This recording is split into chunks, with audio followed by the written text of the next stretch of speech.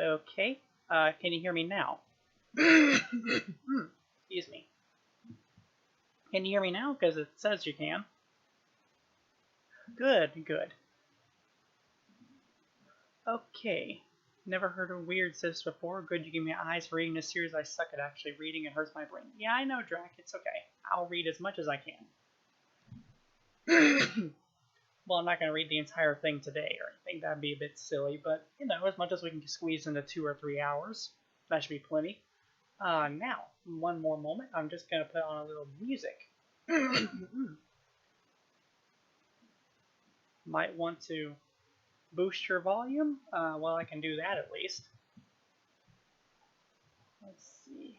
I'm just going to turn down the music some and fiddle in the settings and just give me one moment. There we go. Now let me just put on the music. Okay, now we got music going. Oh, that's still kind of loud. I'm going to turn that down some more. Okay, I think that's probably good.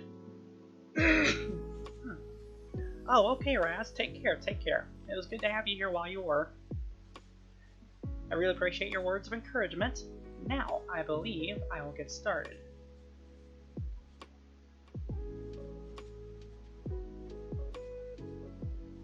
As soon as okay, there it is. There we go. Alright.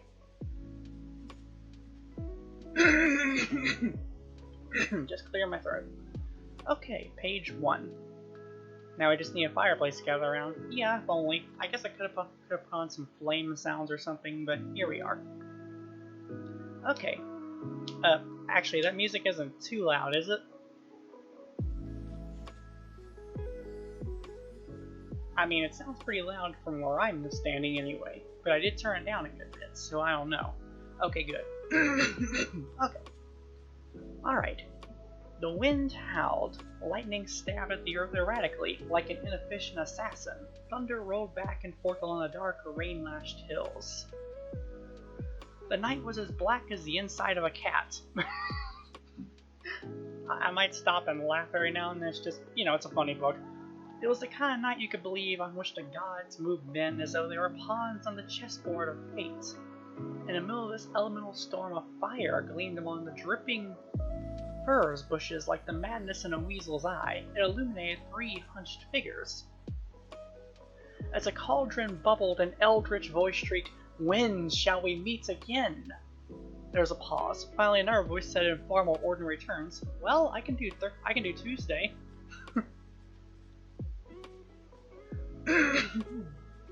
That's a pretty good start, I think. I'm an inefficient assassin. I haven't succeeded yet. I need to get schooling for that, which is actually a thing in these books, but anyway. Through the fathomless deeps of space swims the the star turtle Great Atuin, bearing on its back the 4... What? Oh my god, I removed this, what the hell? I fixed this. I made sure this wouldn't happen.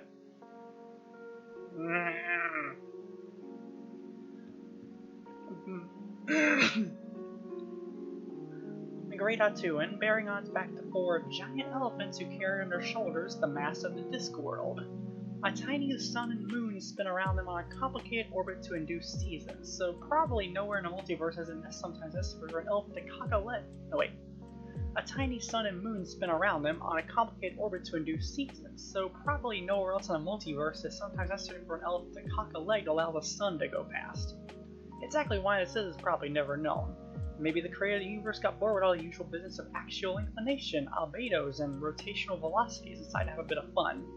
It'd be pretty good bet the gods of a world like this probably don't play chess, and indeed this is the case. In fact, no gods anywhere play chess. They haven't got the imagination.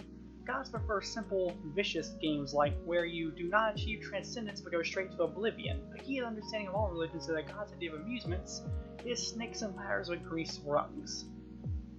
Magic glues this world together. Magic jarred by the turning of the wheel itself. Magic wound like silk out of the underlying structure of existence to suture the wounds of reality.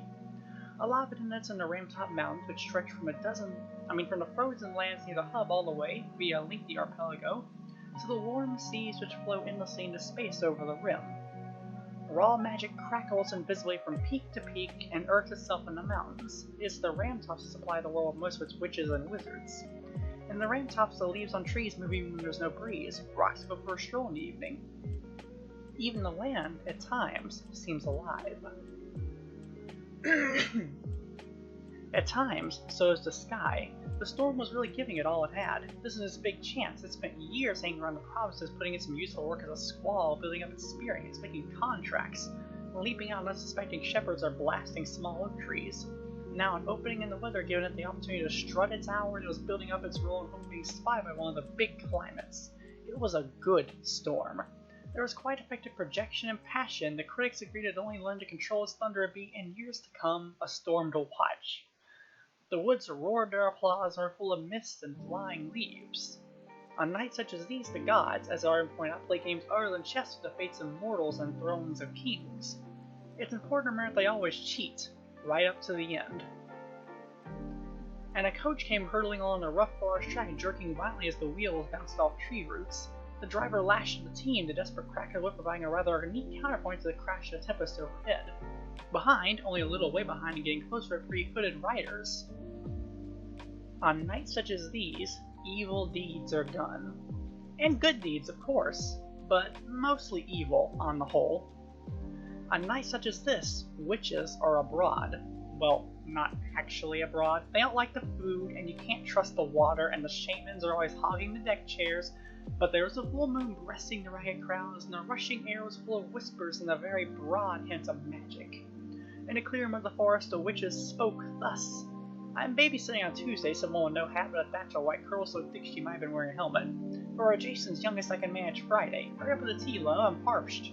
The junior member gave a sign loud, so I'm boiling water out of the cauldron into a teapot. The third witch patted her hand in a kindly fashion. You said it really well, you just need more work on the screeching. Get that right, Nanyog.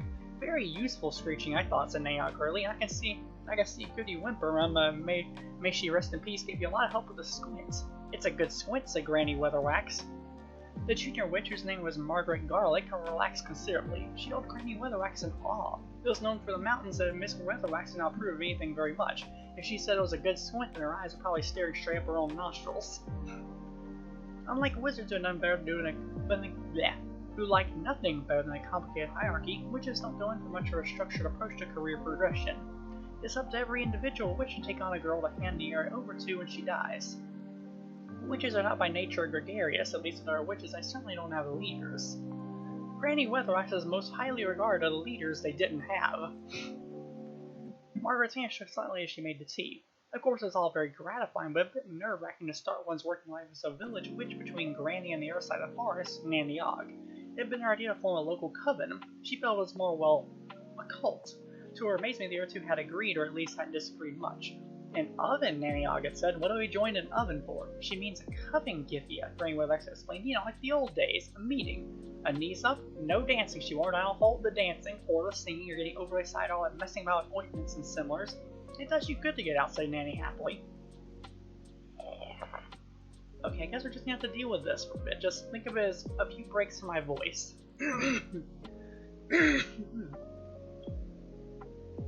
Alright. Margaret had been disappointed about the dancing, was relieved she hadn't ventured one or two other ideas that had been on her mind. She fumbled in the package she brought with her.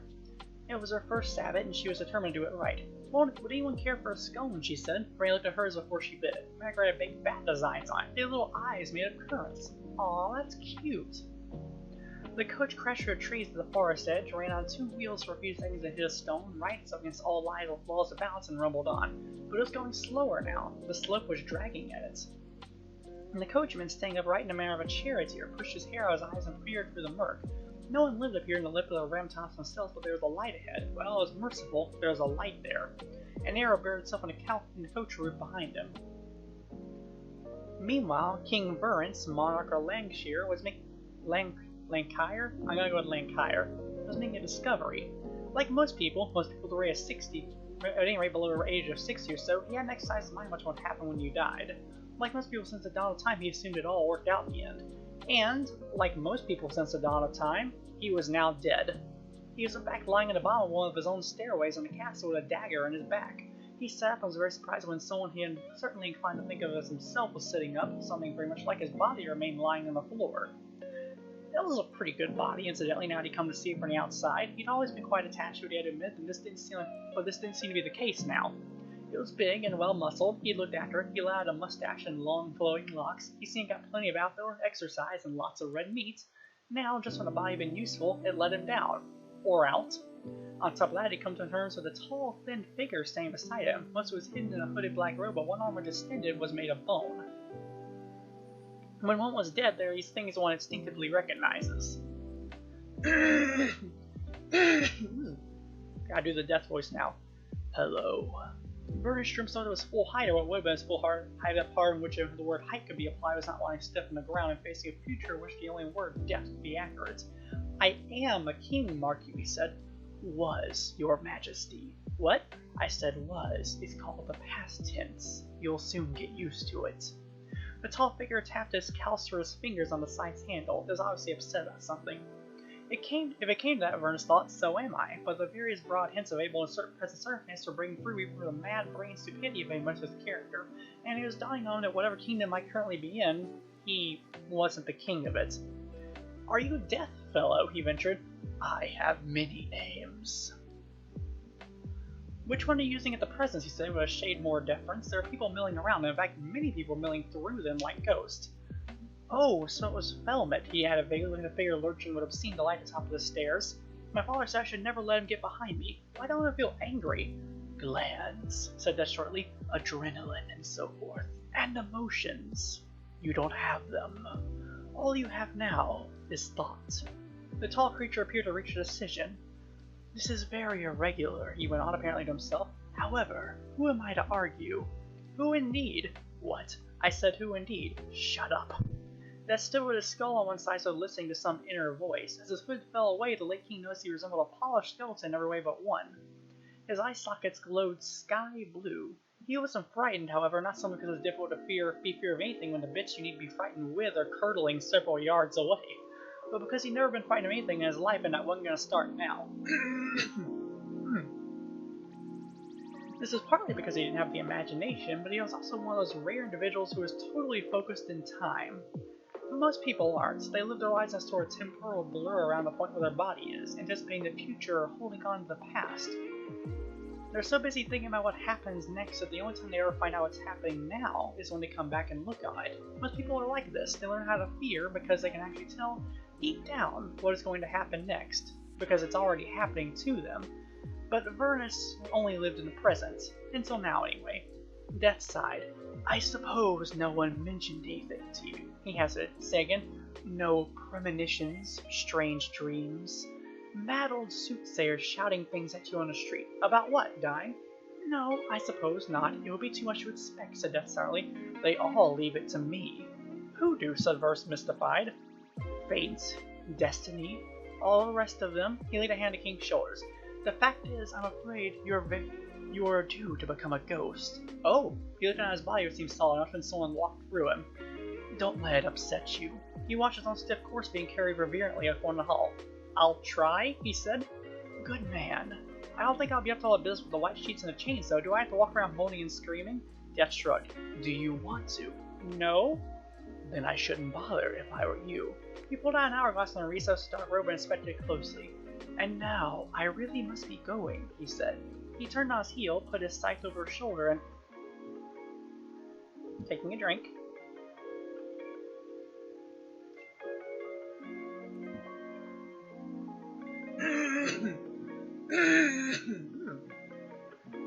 Put his scythe over his shoulder and walked out of the hall through the wall.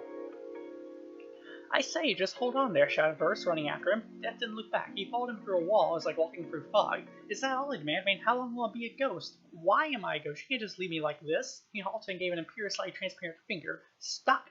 I command you. Death shook his head gloomily and stepped through the next wall. Hey Kirby, good to see you, good to see you. I'm glad you're here. I was kind of worried you'd miss more of the book, but it seems like you didn't miss much. We're only on page 15.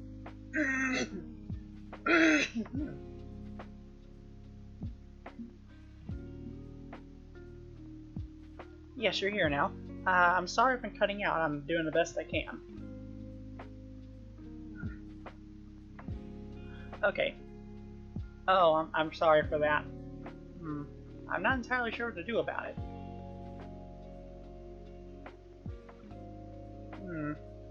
Did resetting your browser help? Because it says I'm not dropping any frames or anything.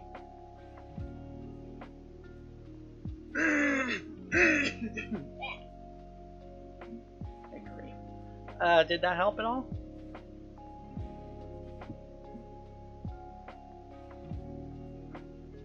Could be because I have the music playing, I'm not sure. Because that is more than what's usually happening, I don't know. I guess I'll just read the page and we'll see. Alright, Death did not look back. Verus falling through a wall was like walking through fog. Is that all I demand? I mean, how long will I be a ghost? Why am I a ghost? You can't just leave me like this. He halted and raised an imperious, slightly transparent finger. Stop! I command you. Death shook his head gloomily and stepped through the next wall. The king hurried after with as much dignity as he could still muster, found Death fiddling with the girths of a large white horse standing on the battlements. It was wearing a nose bag. You can't leave me like this, he repeated in the face of the evidence. Death turned to him. Maybe turn off the music for now? Well, it's a bit of a shame, but I'll try that. I'll try turning off the music for now, and we'll see if that helps. Okay. Death shook his head gloomily and stepped through the next wall. The king hurried after him with much dignity as he could still muster and found Death fiddling with the girths of a large white horse standing on the battlements.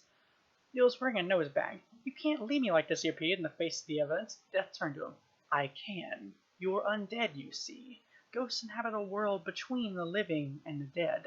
It is not my responsibility. He patted the king on the shoulder. It just caught up and now I heard you asking to reset the browser. I'm sorry you're behind. I can't really help with that. But I hope it's going better for you. Anyway, don't worry, he said. It won't be forever. Good. It may seem like forever. How long will it really be? Until you fulfilled your destiny, I assume. And how do I know what my destiny is? The king said desperately. I can't help you there. I'm sorry. Well, how do I find out? These things generally become apparent, I understand, said Death and swung himself onto the saddle. And until then I have to haunt this place, King Varus said, staring at the drafty battlements. All alone, I suppose. Won't anyone be able to see me? Oh, the psychically inclined. Close relatives. And cats, of course. I hate cats. Death's face became a little stiffer, if possible. The blue glow of his eye sockets flickered red for an instant.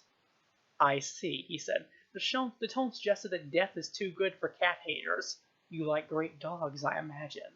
As a matter of fact, I do, he said. His dogs. He really misses dogs, and it looked like such a good hunting day, too. He wondered if ghosts hunted. Almost certainly not, he imagined. Or ate, or drank, for that matter, and that was really depressing. And he'd liked a big noisy buffet and just had quaffed. Hold on, that's a footnote. I have to read it just by obligation. I'm clicking on the thing. Let's see. Whoa! What happened? I accidentally full screened. Whoops.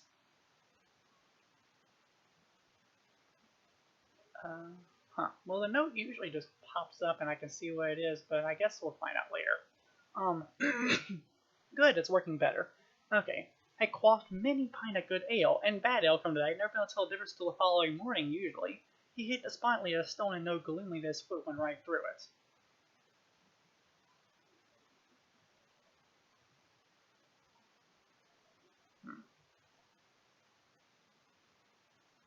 What? Okay, the thing popped up. Maybe it won't pop up over the next few pages then. I don't know, the footnote isn't working, and that's kind of sad. Cut out fully. Crap.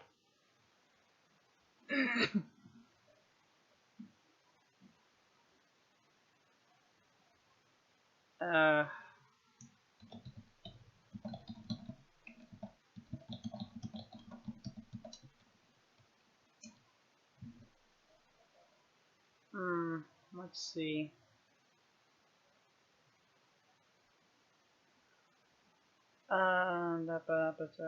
He hit despondently at a stone and noted gloomily his foot went right through it. No hunting, drinking, carousing, or no waysailing, no hawking. It was dying on the pleasures of flesh were pretty sparse without the flesh. Suddenly life was not worth living. The fact that he wasn't living at all didn't cheer him up. Some people like to be ghosts, said Death. He said gloomily. Not such a wrench, I assume. They can see how their ascendants get on. Sorry, is something the matter? But Varus had vanished through the wall. Don't mind me, will you? Said Death peevishly. He looked around him with a gaze that could see through time and space. Okay, now we're good? Good. With a gaze that could see through time and space and the souls of men, knowing a landslide in distant Klatch, a hurricane in Wonderland, a plague in Hurricane. Busy, busy, he murmured and spurred his horse into the sky. Varus ran through the wall of his own castle. His feet barely touched the ground. In fact, the unevenness of the... what the... okay, I think clicking the note messed with something, so I guess I'm just not gonna fiddle with those. Let's see. In fact, the unevenness of the floor, many times they didn't touch the ground at all. As a king, he was used to treating servants as if they're not there, and running through them as a ghost almost the same. The only difference is they didn't stand aside. Varus reached the nursery, saw the broken door, the trail of sheets, heard the hoofbeats. He reached a window, saw his own horse go full tilt for the open gateway in the shafts of the coach. A few seconds later, 3 horsemen followed it. The sound of hooves echoed for a moment, the columns and died away. The king thumped the still, his fist going several inches into the stone. Then he pushed his way in the air, disdained and noticed a drop, and fell half flew, half ran across the courtyard in his stables. It took him more than 20 seconds to learn that a great many things a ghost cannot do should be added to the mounting of a horse. He did see getting in a saddle, straddling the air above it, but when the horse finally bolted, terrified beyond belief, mysterious things happening behind its ears, he was left sitting astride of 5 feet of fresh air. He tried to feel and run and get as far as the gateway before the air around him thickened to the consistency of tar. You can't, said a sad old voice. You have to stay where you're killed. That's what haunting means. Take it from me. I know. Now we transition to another scene. Granny Weatherwax paused at a second scone halfway to her mouth. Something comes, she said. Can you tell from the prickling of your thumb? Said Margaret earnestly. She learned a lot about witchcraft from books. The prickling of my ear, she said. She raised eyebrows on Hank Og. Old Goody Whimper had been an excellent witch in her way, but far too fanciful. Too many flowers and romantic notions and such. The occasional flash of lightning showed the moorland stretching down the forest, but the rain on the warm summer earth has filled the air with mist wraiths. Just trying to say it right.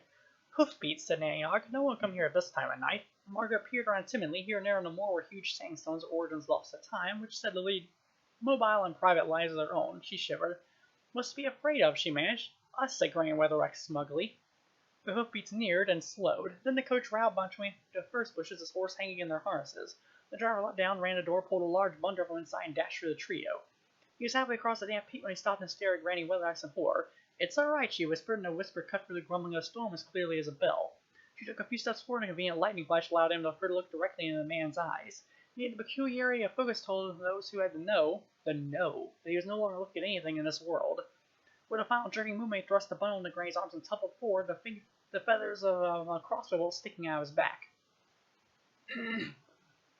3 figures moved in the firelight. Granny looked into another pair of eyes, which were as chilly as the slopes of hell. The owner threw his crossbow aside. There was a glimpse of chainmail under his sodden cloak as he drew his sword. He didn't flourish it. The eyes didn't leave her face like the ones who bought flourishing things. They were the eyes of one who knows exactly what swords are for. He reached out his hand. You will give it to me, he said. Granny twitched aside the blanket arms and still looked down at with a small face wrapped in sleep. She looked up. No, she said on general principle. The soldier glanced from her to Margaret and Nanny Og, who stood still as the standing stones in the moor. You're witches, he said. Granny nodded. Lightning skewered out from the sky, and a bush 100 yards away blossomed in the fire. The 2 soldiers behind him muttered something, but he smiled and raised a mailed hand. Does the skin of witches turn aside steel? Not that I'm aware, said Granny levelly. You could give it a try. Well, the soldier stepped forward and touched the man's arm gingerly. Sir, with respect, sir, that's not a good idea. Be silent. But it's terrible bad luck to...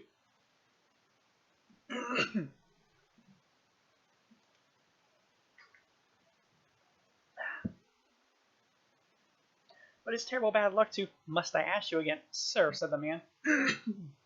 His eyes caught Granny's for a moment, reflected hopeless terror. The leer grinned at Granny and had moved a muscle. Your peasant magic is for fools, Mother of the Night. I can strike you down where you stand. Then strike, man, the Granny said, looking over her shoulder. If your heart tells you, strike as hard as you dare.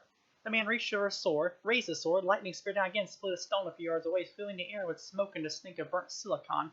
Missed, he said, smuggling. Granny saw his muscles tense, he prepared to bring the sword down. And then a look of puzzlement crossed his face. He tilted his head sideways, opened his mouth to try to come to terms with a new idea. His sword dropped out of his hand and landed point downward on the peat. Then he gave a sigh and pulled up very gently, collapsing at Granny's feet. She poked him gently with her toe. Perhaps you weren't aware of what I was aiming at, she whispered. Mother of the Night, indeed.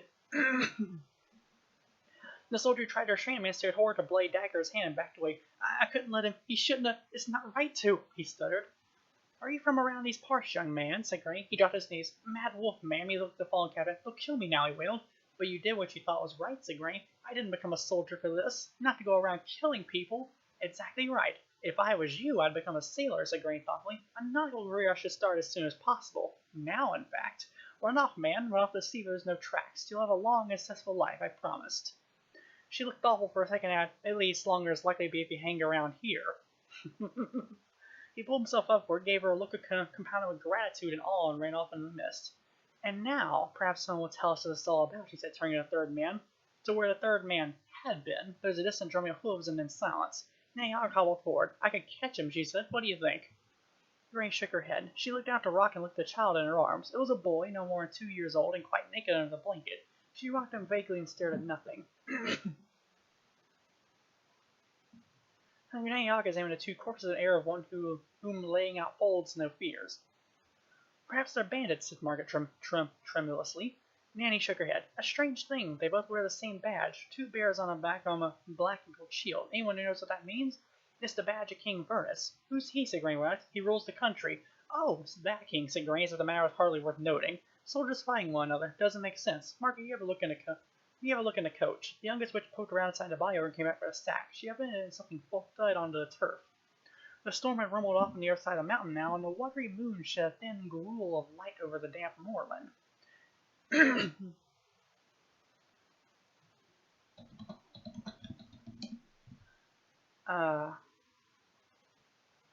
It also gleamed off what was, without doubting, an extremely important crown. It's a crown, said Margaret. Oh, good, it is working properly. It's got all the spiky bits on it. It's a crown. It's got all the spiky bits on it. Oh dear, said Granny. The child gurgled in its sleep. Granny West didn't hold looking at the future, but she could feel the future looking at her. She didn't like its expression at all. King Verus was looking at the past and formed pretty much the same view.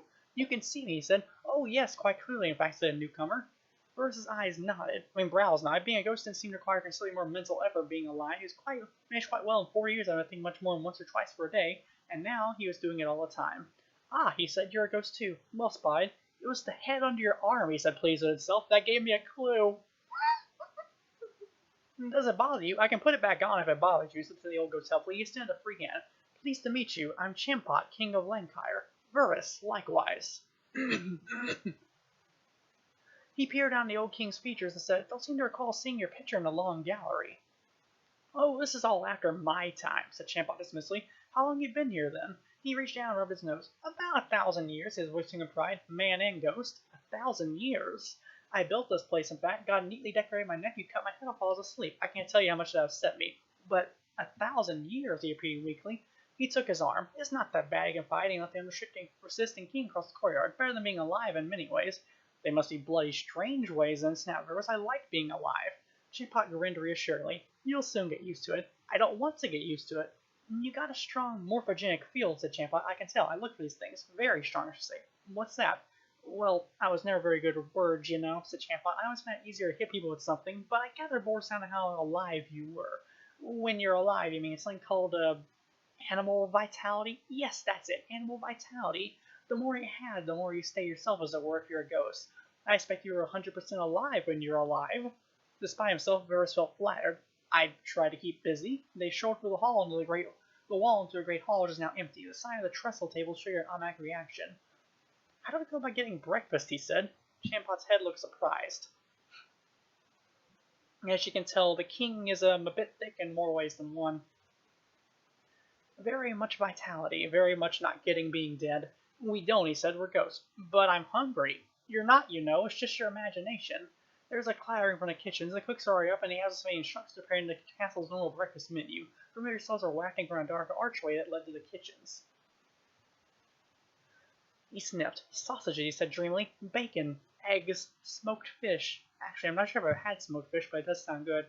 He looked at Champot. Black pudding, he whispered.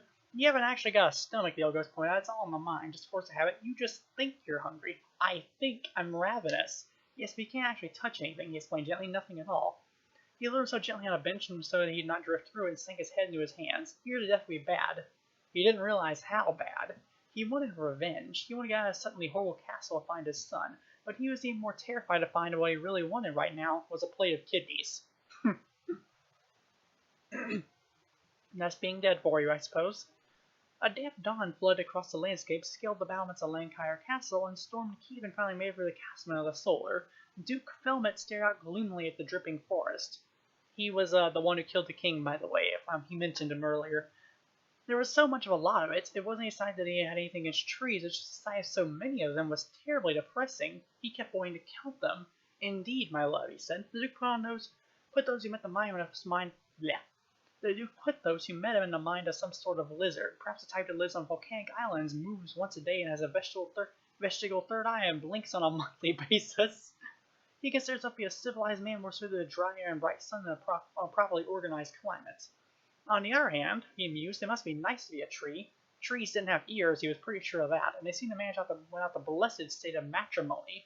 A male oak tree, if I looked this up, a male oak tree just shed its pollen in the breeze and all the business with acorns unless it was oak apples. No, he's pretty sure his acorns took place somewhere else. Yes, my precious, he said.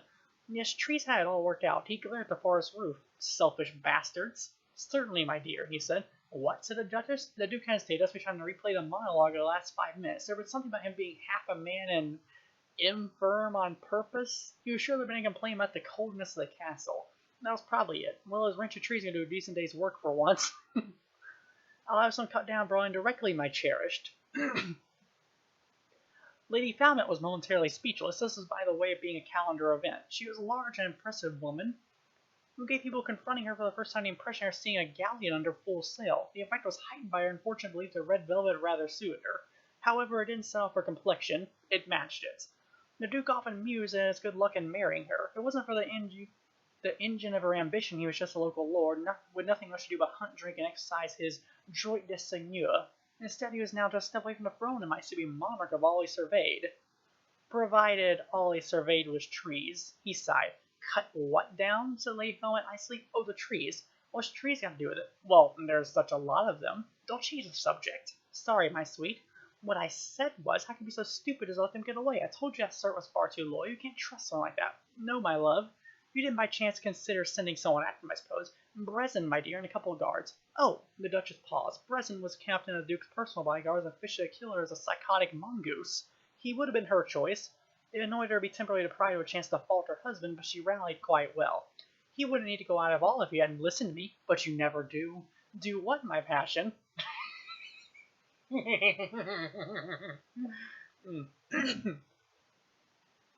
The Duke yawned. It had been a long night. There had been a thunderstorm of quite unnecessarily dramatic proportions, and a lot of messy business with the knives. I already mentioned that Duke Mel was one step away from the throne. The step in question was the top of the flight leading to the great hall down which King Bernus had tumbled in a dark only to land against all laws against probability on his own dagger. It had, however, been declared by his own position to be a case of natural causes. Bresson had gone to see the man and explained that falling down 5 steps with a dagger in your back is a disease caused by unwise opening of the mouth. In fact, it had already been caught by several members of the king's own bodyguard who had been a little hard of hearing. It had been a minor epidemic. The Duke shuddered. There were details of the last night both hazy and horrible. He tried to reassure himself all the unpleasantness was over now and he had a kingdom. It wasn't much of one, apparently being mainly trees, but as a kingdom, it had a crown. If only they could find it. Lancashire Castle was built on an outcrop of rock by an architect who'd heard about Gormenghast, but hadn't got the budget. He'd done his best with a tiny confection of cut-price turrets, bargain basements, buttresses, crenellations, gargoyles, towers, courtyards, keeps, and dungeons. In fact, just about everything a castle needs except maybe reasonable foundations and a kind of mortar doesn't wash away in a light shower. That doesn't seem like a very good setup. The castle leaned vertiginously over the racing white water of the Lancashire River, which boomed darkly 1,000 feet below. Every now and then a few bits fell in. Oh, that is not a good place. Yeah. Small as it was, though, the castle contained 1,000 places to hide a crown. The Duchess still had to find someone else to berate and left Lord Felmet looking gloomily at the landscape. It started to rain. It was on this cue there was a thunderous knocking at the castle door. It seriously disturbed the castle porter, who was playing crippled Mr. Onion with the castle cook and the castle's fool in the warmth of the kitchen. He growled and stood up. There was a knocking without, he said. Without what? Said the fool. Without the door, idiot. Good glory. A knocking without a door? That's kind of zen, isn't it?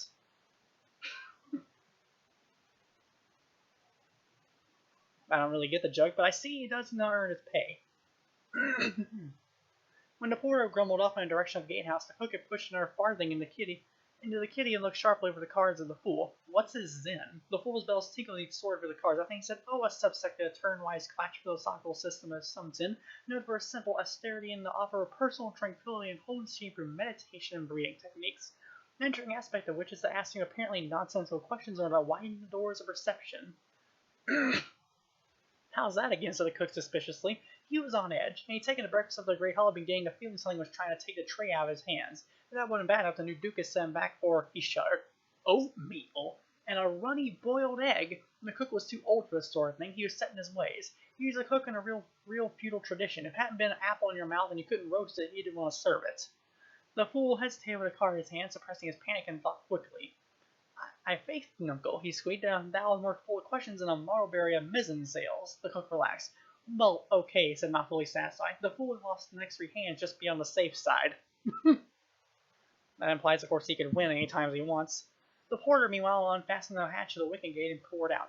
Who dost knock without? He growled. The soldier, drenched and terrified though he was, hesitated. Without? Without what? If you're going to bugger about, you can blame we'll stay without all day, the porter said calmly. No, I must see the Duke upon the instant, shouted the guard. Witches are abroad. He's about to come back with a good time of year for it, or wish I was too, but stopped when he saw the man's face. This wasn't the face of a man who entered the spirit of thing.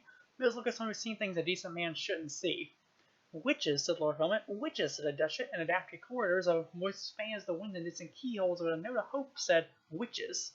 The psychically inclined.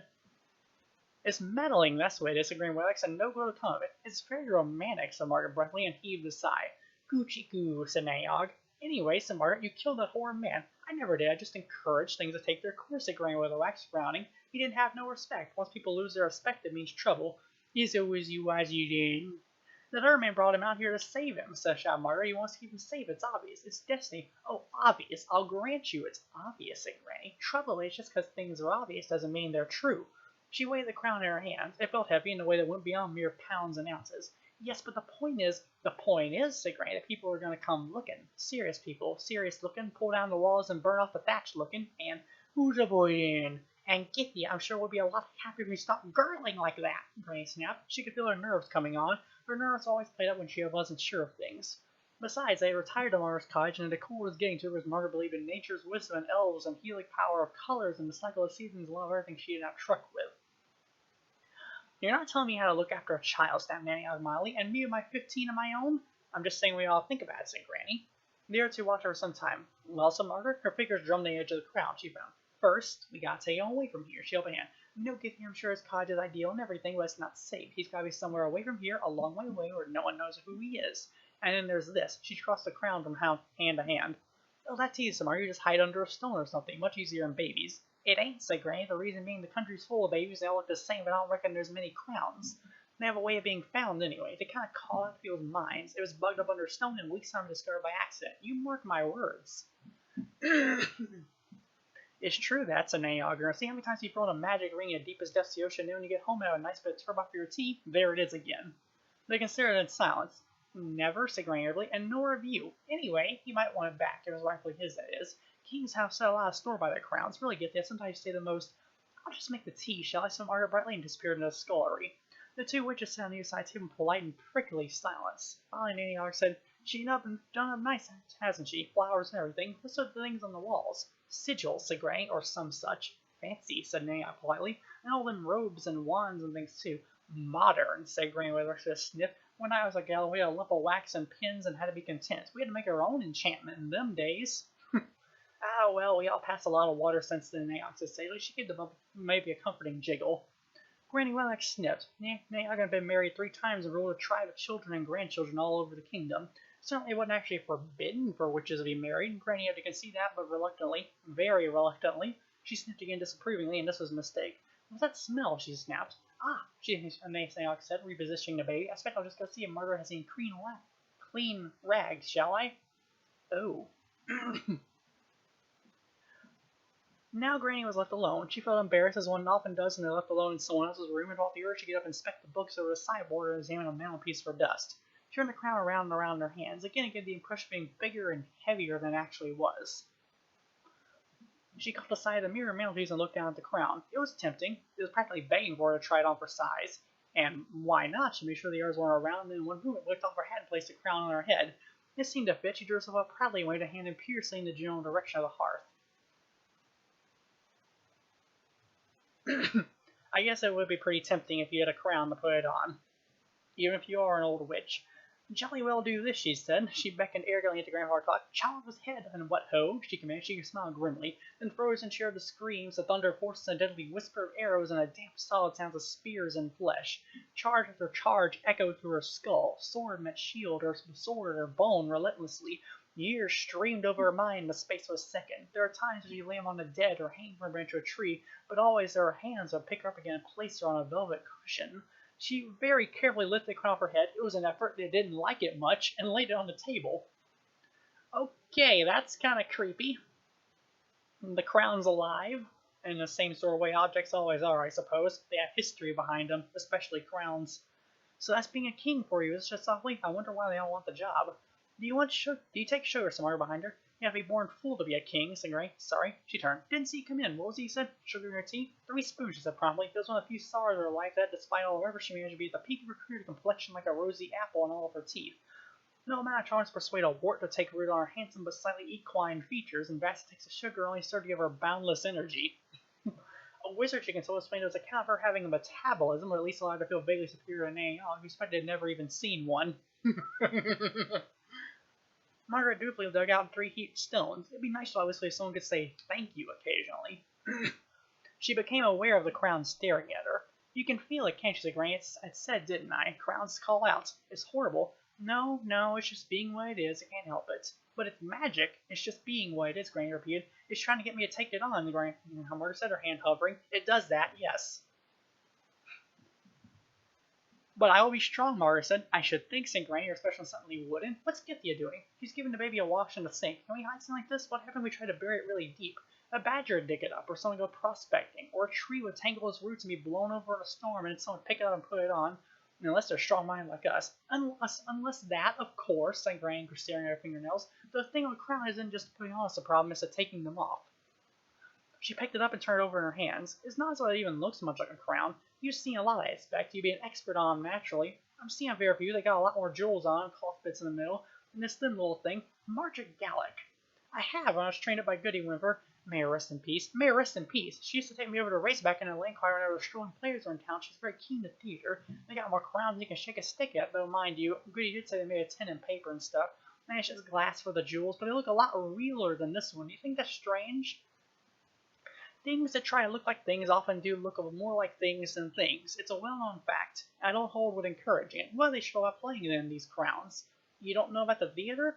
Granny Weathers, who never declared her ignorance over anything, doesn't hesitate. Oh, yes, it's one of them style things, isn't it? She had Granny Whimper said it held a mirror to life, said Margaret. She said it always cheered her up. Well, I expected. Woodsy Granny striking out, played properly at any rate. Good people are they, these theater players?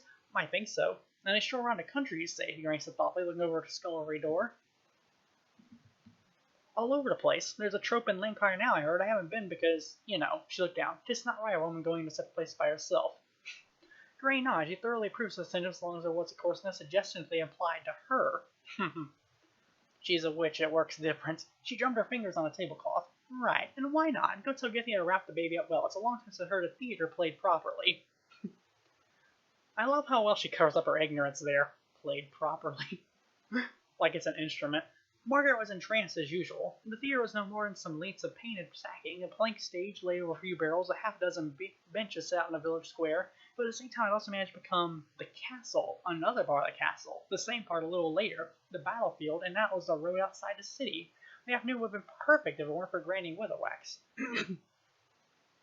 After several piercing glares at the Freeman Orchestra to see if she could work out which instrument the theater was, the old witch had finally paid attention to the stage. It was again apparent to Margaret there was certain fundamental aspects that Granny had not yet grasped.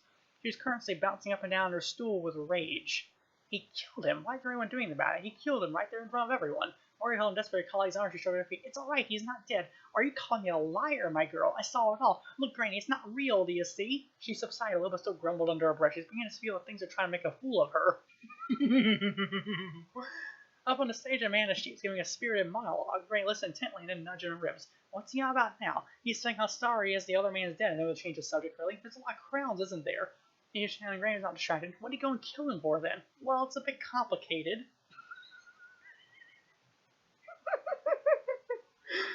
I love this so much.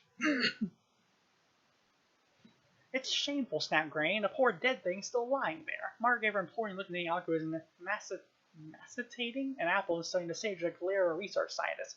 I reckon, she said slowly, I reckon it's all pretending. Look, he's still breathing. The rest of the audience, who by now had already decided commentaries for our place, stared at the one man as the corpse. It blushed. And look at his boots, too. A real king would be ashamed of boots like that. The corpse tried to shuffle his feet behind a cardboard bush. Gray felt in some obscure way they scored a minor triumph of purveyors of untruth and artifice and hoped himself to an apple from a bag and take a fresh interest. Margaret's nerves started to unknot. She began to settle down to enjoy the play, but not as it turned out for very long. Her willing suspension of disbelief was interrupted by a voice saying, "What's this bit?" Well, he thinks he's the prince, but he's really the Air King's daughter dressed up as a man. She said, Gray subjected after a long analytical glare. He is a man, and a straw wig makes his voice squeaky. Margaret shuddered. She knew a little bit of the conventions of theater. She was dreading this bit, and Gray one of others had views. Yes, but it's a theater. You see, all the women are played by men. Why? They don't allow no women on the stage. She shut her eyes. There's in fact no outburst in a seat to her left. She took a quick glance. Rain was quietly chewing the same bit of apple over and over again, her eyes never leaving the action.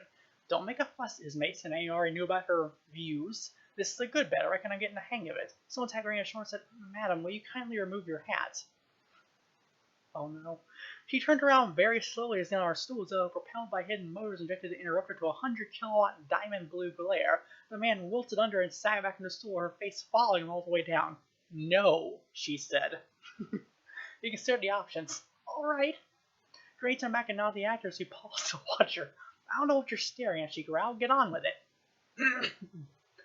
And then he passed her another bag. Have a humbug, she said. Silence again filled the makeshift theater, except for the hesitant voice of the actors glancing at the bristling figure carrying weather wax and the sucking sound of a couple of bold humbugs being relentlessly churned from cheek to cheek. Then Gray said in a piercing voice made one actor drop his wooden shield. There's a man over there on the side there whispering to him. He's a proctor, said Margaret. He tells them what to say. Don't they know? I think they're forgetting, said Margaret sourly. For some reason. Gray nudged Nanny Ogg. What's going on now? Why all them kings and people there? It's a banquet, see, because the dead king him in the boots as was, only now if you look he's pretending to be a soldier and wants to make a speech how good he was and learning who killed him. Are they? Gray said grimly, cast her eyes on the cast looking for the murderer.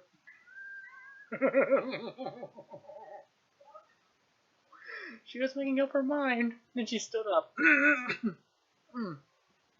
Her black shawl billowed around like the wings of an avenging angel, come to rid the world of all those foolishness and pretense and artifice and sham. She seemed somehow a lot bigger than normal. She pointed an angry finger to Guilty Party. He done it, she shouted triumphantly. We all seen him. He did it with the dagger. The audience filed out contented. It had been a good day on the whole, aside, but not very easy to follow. It had been a jolly good laugh while the kings had run off, and the one in black had jumped up and did all the shouting. That alone had been well worth the halfpenny admission.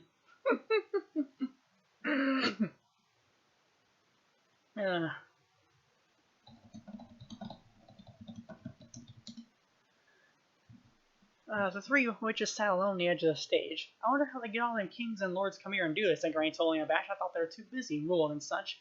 No, Margaret said really, I don't think you understand.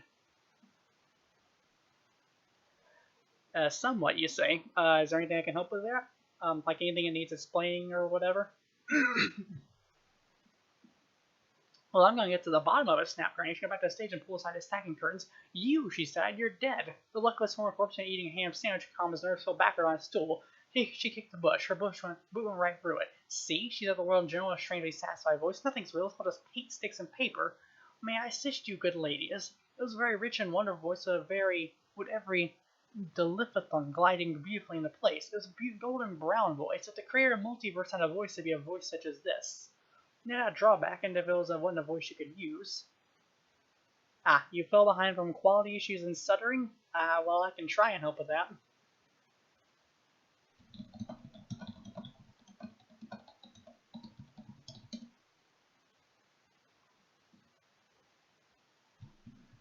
Though I don't like that they're stuttering at all, of course. That's a bit of an issue. It had a drawback because it wasn't a voice you could use, for example, for ordering coal. Coal ordered by this voice become diamonds. It belonged to a large, fat man who'd been badly savaged by a mustache. Oh, it's been on and off the whole time? I'm sorry.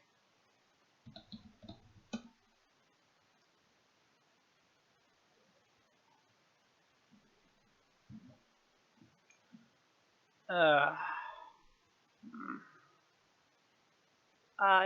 okay. Pink veins made a map with quite a large city on his cheeks. His nose had been hidden successfully in a bowl of strawberries. He wore a ragged jerkin and holey tights with a plummet and nearly mischievous velvet and vermilion robe was ready to wash just at the moment. In one hand he held a towel which he clearly had been removing the makeup that still greased his features. I know you, said Granny. You've done the murder. She looked sideways at Margaret and made grudgingly, leastways it looked like it. So glad. It's always a pleasure to be a true connoisseur. Oh, and Vitoller at your service. Manager of this band of vagabonds said, removing his mouthy hat tree to a low bow. His less upstance and more an exercise in advanced topology. And when the hat swerved and jerked for a series of complex arcs ending on the end of an arm which was now pointing in the direction of the sky. One of his legs, meanwhile, wandered off behind him. The rest of his body sagged flat until his head was level with Granny's knees. Yes, well. She felt her clothes getting hotter and larger. I thought you were very good too, said Naomi, the way you shouted all them words so richly. I could tell you was a king.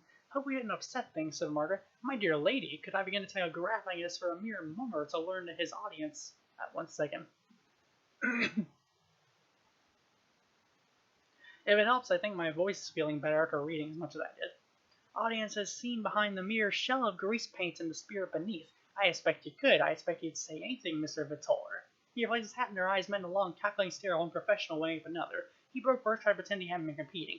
Now, to what do I owe this visit of 3 such charming ladies? In fact, he'd won. Her mouth fell open. She wouldn't describe herself as anything above handsome, considering. Her hand was as gummy as a baby and had a face like a small dried raisin. The best she could say for Margaret is that she was decently plain and well scrubbed, and the flat chest has an ironing board with a couple of peas on it. Even if her head was too well stuffed with fancies. Granny could feel something, a sort of magic at work, but it was not the kind she was used to. It was his voice. By the mere process of articulation, transformed everything it talked about. Looking at 2 of them, she told herself, primping away like a couple of ninnies. Granny stopped her hand in the process of having her own iron-hard bun and cleared her throat meaningfully. We'd like to talk to you, Mr. Vitoller. She handed the actors of this man in a set staying well out of her way. She added a conspiratorial whisper, somewhere private. Dear lady, but of the certain, currently I have lodgings in yonder esteemed watering hole. The witches looked around. Eventually, Margaret risked, You mean the pub? It was a cold and drafty in the great hall of Lancashire Castle, and a new, Chamberlain's bladder was not getting any younger. He stood and squirmed under the gaze of Lady Filnet. Oh, yes, we got 'em all right, lots. And people don't do anything about them, said the Duchess. The Chamberlain blinked. I'm sorry, people tolerate them? Oh, yes, indeed. It's a good luck to have a witch living in your village. My word, yes. Why? Yes, Tay. The last time he resorted to a witch had been of certain rectal problems that turned privy into a daily torture chamber, and a jar of ointment that she prepared turned the world into a nicer place. Good. They smooth out life's little humps and bumps. Where I come from, we don't allow witches, said Duchess sternly. We don't propose to allow them here. You will furnish us with their address. Addresses, ladyship? Where they live. I trust your taxpayers know where to gather them. Ah, he said miserably. The Duke leaned forward on his throne. I trust that they do pay taxes. Not exactly pay taxes, my lord. There was silence. Finally, the Duke prompted, Go on. Well, it's more they don't pay, you see. You never felt that the old king didn't think... well, they just don't. The Duke laid a hand on his wife's arm. I see, he said coldly. Very well, you may go. The Chamberlain gave him a brief nod of relief and scrabbled crab eyes from the wall. Well, said the Duchess, indeed. And that's how your family used to run a kingdom, was it? You had a positive duty to kill your cousin. It was very clearly in the interest of the species. The weak don't deserve to survive. The Duke shivered. She would keep on reminding him. He did not wholly object to killing people, at least ordering them to be killed and then watching it happen, but while killing plants under are stuck in the throat, or as he recalled, the liver. Quite so. Of course, there appear to be many witches. Why difficult to find 3 there at the moor. That doesn't matter. Of course not. Put matters in hand. Yes, my love. Matters in hand. He put matters in hand. However, he closed his eyes and could see the body tumbling down the steps. Had there been a hiss of shocked breath down in the darkness of the hall, he'd been certain they were alone. Matters in hand. He tried to wash the blood off his hand. If he could wash the blood off, he told himself, it wouldn't have happened. He scrubbed and scrubbed, until he screamed. Well then, I think someone's a little guilty. Feeling a little guilty, rather. Granny wasn't at home in public houses. She stuck stiffly to attention on her important limb as if it were shielded against the lures of the world. Nayaga was enthusiastically downing her third drink, and Granny thought Sally was well on the path, which probably ended up with her usual dancing on the table, showing her petticoats and singing, "The hedgehog can never be buggered at all." The table was covered in copper coins. Vitola and his wife sat on the other end counting. It was something of a race. Drank as her Miss Vitola, she snatched farthings from under her husband's fingers. She was an intelligent-looking woman, appeared to treat her husband much like a sheepdog treats a favorite lamb. The complexities of the marital relationship were known to Granny only from a distance, and the same way had a strong mark to view the source of a remote and alien world. But it already occurred to the wife of Vitola would have been a very special woman with bottomless reserves of patience and organizational ability and nimble fingers. Miss Vitola, you said eventually, may I be so bold as to ask if your union has been blessed with fruit? A couple looked blank. She means, Naomi began. No, I see. Miss Vitola was quietly. No, we had a little girl once. A small cloud hung over the table. For a secretary of Vitola looked merely human-sized and much older. He stared at a small pile of cash in front of him. Only, you see, there is this child, said Granny King Baby Naomi, and he needs a home.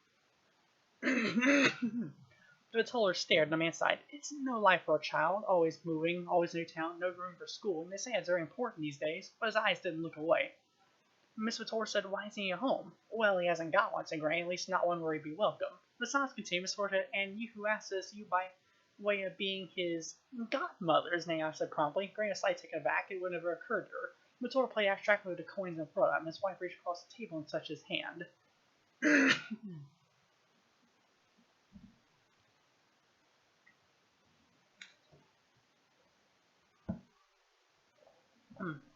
And there was a moment of unspoken communication. A communion, rather. Granny looked away. She grew an expert at reading faces at times she preferred not to. Money is, alas, tight, Vitola began, but it will stretch, said the wife firmly. Yes, I think it will. We should be happy to take care of him.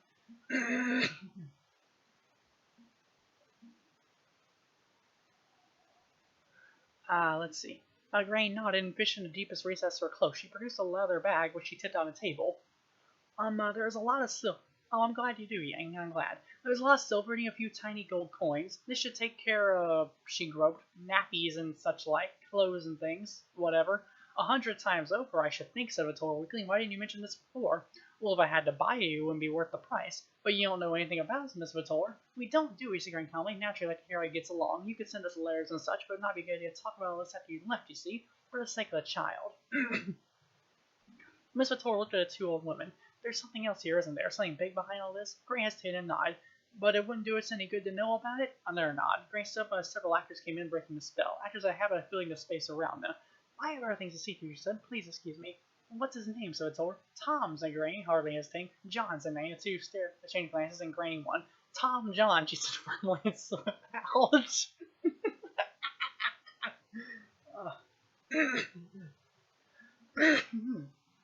They met a breathless Margaret outside the door. I found a box and all the crowns and things, so I put it in like he said, right underneath everything. Good, said Granny. Our crown looks really tatty compared to the others. It just goes to show, doesn't it, said Granny. Did anyone see? No, I was too busy, but she has and blushed out with it. Just that man came up and pinched my bottom. She would decrease and slide a hand over her mouth. Did he? And then what? And then, yes, he said, what did he say? He said, hello, my lovely, what are you doing tonight? Granny ruminated this while and said, oh, goody whimper, she didn't get out about much, did she? It was her leg, you know. But she taught you about midwifery and everything. Oh, yes, now I've done lots. But, she said, groping in unfamiliar territory, she never taught her what you might call the previous. Sorry? You know. She had an edge of desperation in her voice. Men and such. Margaret looked as if she was about to panic. Well, what about them? Granny Weathers had done many unusual things. It took a lot to make her refuse a challenge, but this time she gave in. I think it might be a good idea if you have a quiet word with Nayag one of these days, fairly soon. There's a crackle of laughter from the window, a chinking glass and a thin voice raised in song. Would a giraffe be standing on a stool, but the hedgehog? Granny was not listening. Only not just now, she added. Oh, right, earlier she said she eventually was going to get drunk enough to start singing, so I guess that happened. The trip got underway a few hours before sunset, with their four carts lurching off down the road that led towards Sistow Plains and the big cities. Lancashire had a town rule that all mummers, mountebanks, and other potential criminals were outside the gates by sundown. Didn't offend anyone really because the town had no wall to speak of, and no one minded people nip back in after dark. It was just the look of the thing.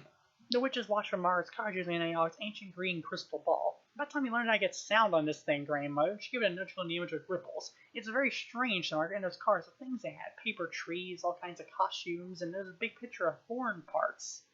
She means farm, by the way, but they spell it form because of the accent, I assume. With all the temples and things all rolled up, it was beautiful. Granny grinned. I thought it was amazing the way all the people became kings and things, didn't you? It was like magic. Margaret Gallic, what are you saying? You're just painting paper, anyone can see that. Margaret opened her mouth to speak, but Randy and Swing armed her head shut again. Where's Nanny? She's lying out on the lawn. She felt a bit poorly. Her outside, I can't noise a Nanny Hog being poorly at the top of her voice. Margaret sighed. You know, if we were godmothers, we ought to give them 3 gifts. It's traditional. What are you talking about, girl? 3 good witches supposed to give the baby 3 gifts. You know, like good looks, wisdom, and happiness. That's how it's done in the old days. Oh, you mean gingerbread cottages and all that shit. It's like spinning wheels and pumpkins and prickling your finger and rose thorns and things like that. I could never be happy with all that. She polished the ball reflectively. Yes, but... Granny glanced at her. That was Margaret for you. Head full of pumpkins. Everyone's fairy godmother over 2 pins. But a good soul underneath it all. Kind of small fairy animals.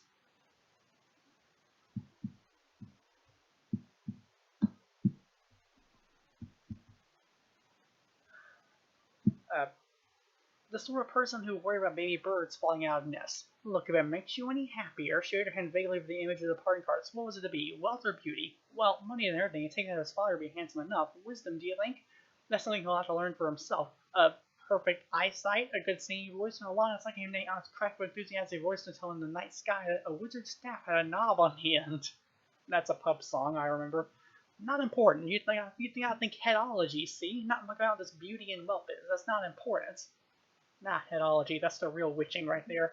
She'll make the ball and get her half-heartedly. You better go and get Nanny, then, seeing as there should be 3 of us. Nanny was hoping to eventually have things explained to her. 3 gifts, huh? Hadn't done one of them since I was a gal at Tasty back. What are you doing?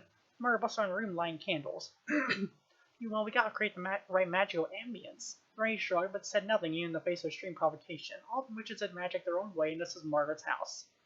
What are we gonna give him, Vincent, May? We were just discussing that. I know what he'll want, May said, and she made a suggestion which has been received in frozen silence. I don't see what use that would be, Margaret said eventually. Wouldn't it be rather uncomfortable? He'll thank us when he grows up, mark my word. My first husband, he always said something a bit less physical and generally the style of things are up to the granny. On a if there's somebody going spoiler than get them, now you always have to. Well, at least I can say it. Both voices fell into a mutter. There's a long, edgy silence. I think, said Margaret with a brittle brightness, perhaps it'd be a good idea if we all go back to our little cottages and do it our own way. You know, separately. It's been a long day and we're all tired. Good idea, said Granny firmly stood up. Come, Nanny, it's been a long day and we're all rather tired. Margaret heard them bickering as they wandered down the path. She sat rather sadly on the colored candles, holding a little bottle of extremely thaumaturgical incense she ordered from magical supplies and poured them in far-away Ankmo pork. She was very looking forward to trying it. Sometimes she thought it'd be nice people could just be a little kinder. She stared at the ball. Well, she could make a start. He'll make friends easily, she whispered. It wasn't much she knew, but it was something she'd never been able to get the hang of. Aw, that's so sweet. Nanny Hawk, sitting alone in her kitchen with her huge tomcat curled up in her lap, poured herself a nightcap through the hay shutter under the words of verse 17 of the Hedgehog song. There's something about goat shear, all the details eluded her. Time of braided memory. She toasted the invisible presence. A bloody good memory is what he ought to have. He'll always remember the words. And Granny Weatherwax, trying at home alone for the midnight forest after strolling around her, considered. It had been a long day, and a trying one. The theater had been the worst part. All those people pretending to be other people, things that weren't real, bits of countryside you put your foot through. She didn't know where she stood, and she wouldn't start where she stood for that sort of thing. The world seemed to be changing all the time, and it didn't used to change so much. It was bewildering. She walked quickly through the darkness, and as Frank stride as someone who was at least certain that the forest, and on his damp and windy night contained strange and terrible things, and she was it. Let him be whoever he thinks she is, he said. That's all anybody can hope for in this world.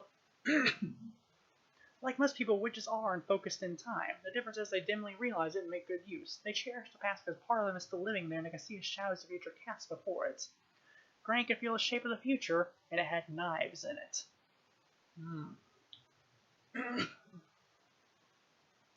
It began at 5 in the morning. 4 men strode through the woods near Granny's cottage, tethering the horses out of earshot, crept very cautiously for the mist.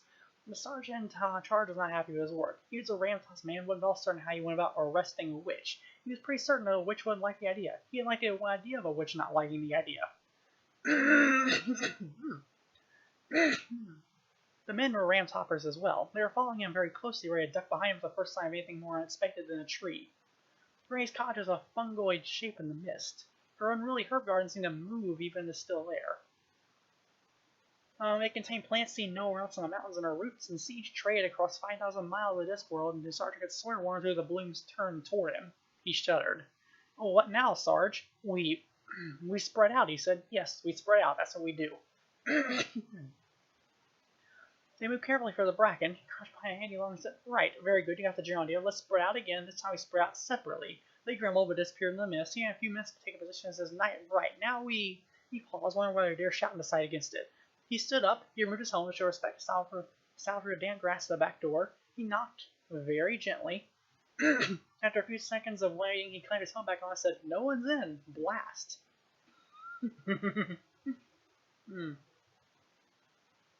I think that's what the witch meant by headology earlier. They get in people's heads and they get their respect. Like this guy. He certainly ain't gonna arrest her anytime soon. Door opened. It opened very slowly with a maximum amount of creak. Simple and neglected wouldn't cause his death to groan. You need careful work with hot water over a period of weeks. The sergeant stopped and turned very slowly while contriving to move as few muscles as possible. He had mixed feeling about the fact that there was nothing in the doorway. In his experience, doors didn't just open by himself. He cleared his throat nervously. Graying ratified by his ear said, "That's a nasty cough you got there. You did right in coming to me." The sergeant looked there with an expression of mad gratitude. "She did what?" said the Duke. The sergeant stared fixedly in an area a few inches to the right of the Duke's chair. "She gave me a cup of tea, sir." "And what about your men?" "She gave them one too, sir."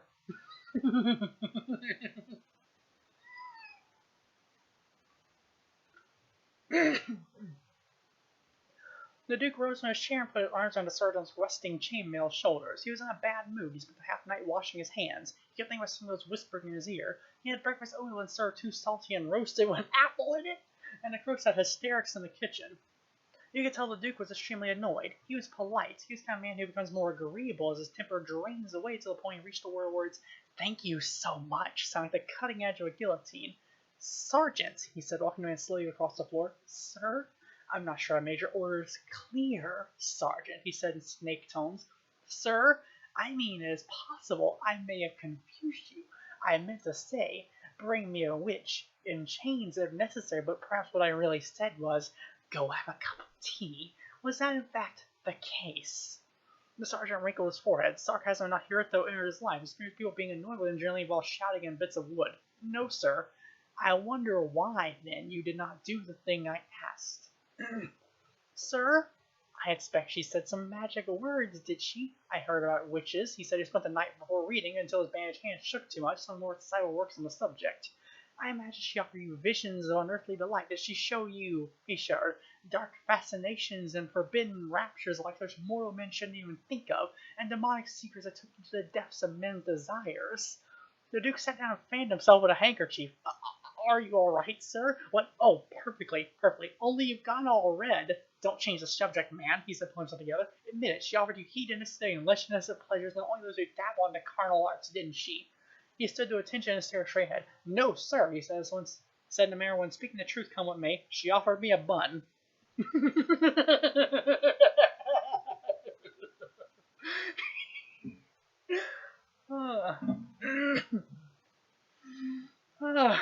Oh, goodness.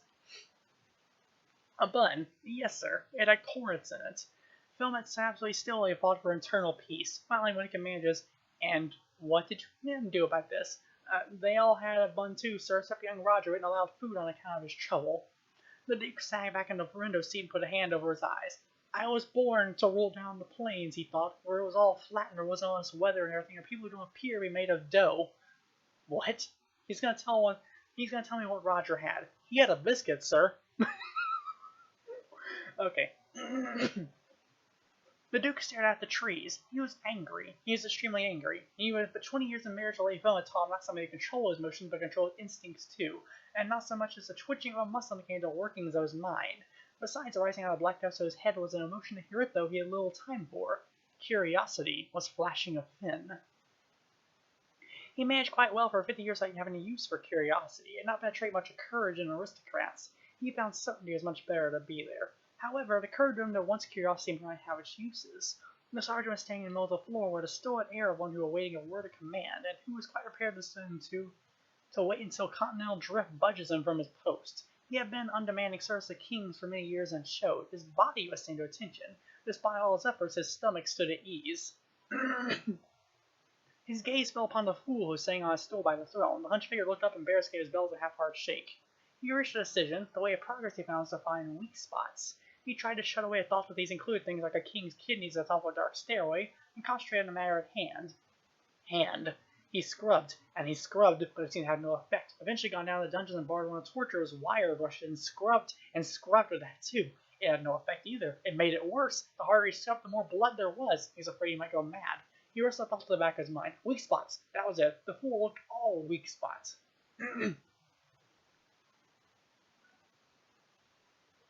You may go, Sergeant. Sir, and he marched out stiffly. Fool. Marry, sir, said the fool nervously, and gave his hated mandolin a quick strum. The Duke sat on his throne. I am already extremely married, he said. Advise me, my fool. I faith, nuncle. Nor am I thine uncle. I'm sure I would have remembered, leaned down to the prow, as noticed a few inches on the fool's face. If you preface your next remark with nuncle, I faith, or marry, I'll go hard with you. The fool moved his lips silently and said, How do you go about prithee? He knew to when to allow some stack. Prithee I can live with, and so can you, but no cappering. He grinned encouragingly. How long have you been a fool, boy? Prithee, sire. The sire, on the whole, I think not. Prithee, sir. All my life, sir. 17 years under the bladder, man and boy, and my father before me, and my uncle at the same time as him. My granddad before them, and your whole family have been fools.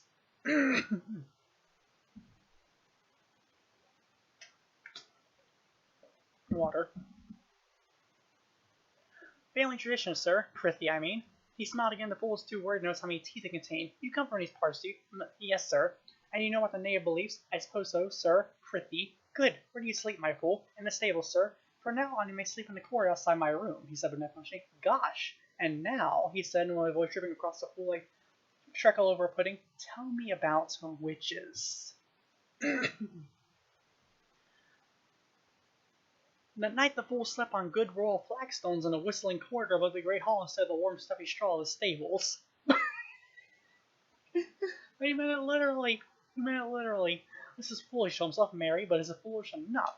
He jerked off fitfully in some sort of dream where a vague figure trying to gather his attention was only dimly aware of the voice of Lord Lee filling near outside the door. It is certainly less drafty, that it said grudgingly. The Duke sat on the back of an armchair and smiled at his wife. Well, she man, where are the witches? The Chamberlain would appear to be right, my love.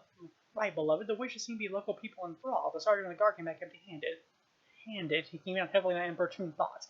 You must have him executed to make an example of the others. A course of action, my dear, which ultimately results as ordered in the last soldier cut as certain example to himself.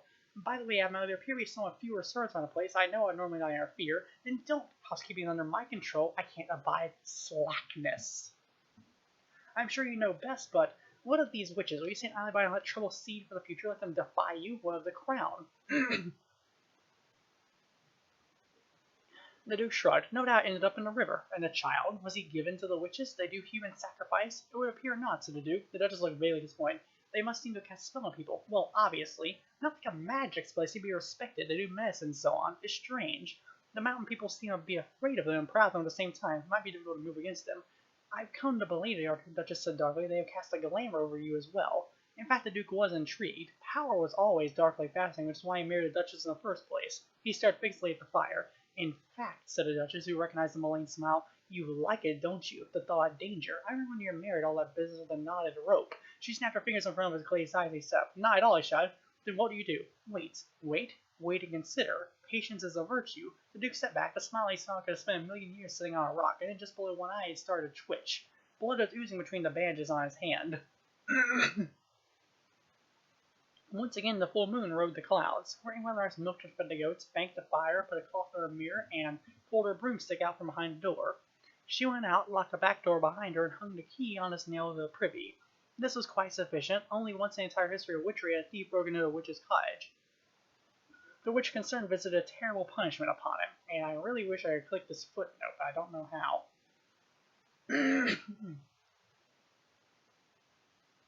How do I do that? Footnotes. What? Oh. I think like in the ebooks, the footnotes are kept on a separate page, so it felt like I was jumping like a million pages at once that I put up in their ad. But anyway. Granny sat in the broom and muttered a few words without much conviction. After a couple more tries, she got up, fiddled with the binding, and had another go. There was a suspicion of glitter from one end of the stick, which died away quickly. Track, she said under her breath. She looked around carefully in case anyone was watching. It was in fact only a hunting badger. It was hearing the thumping of running feet, poked his head around a bush and saw Granny hurling down a path with a broomstick held stiff on behind her, or rather beside her. The last of the magic caught, and she managed to vault clumsily on it before trundling on the night sky as gracefully as a duck with one wing missing.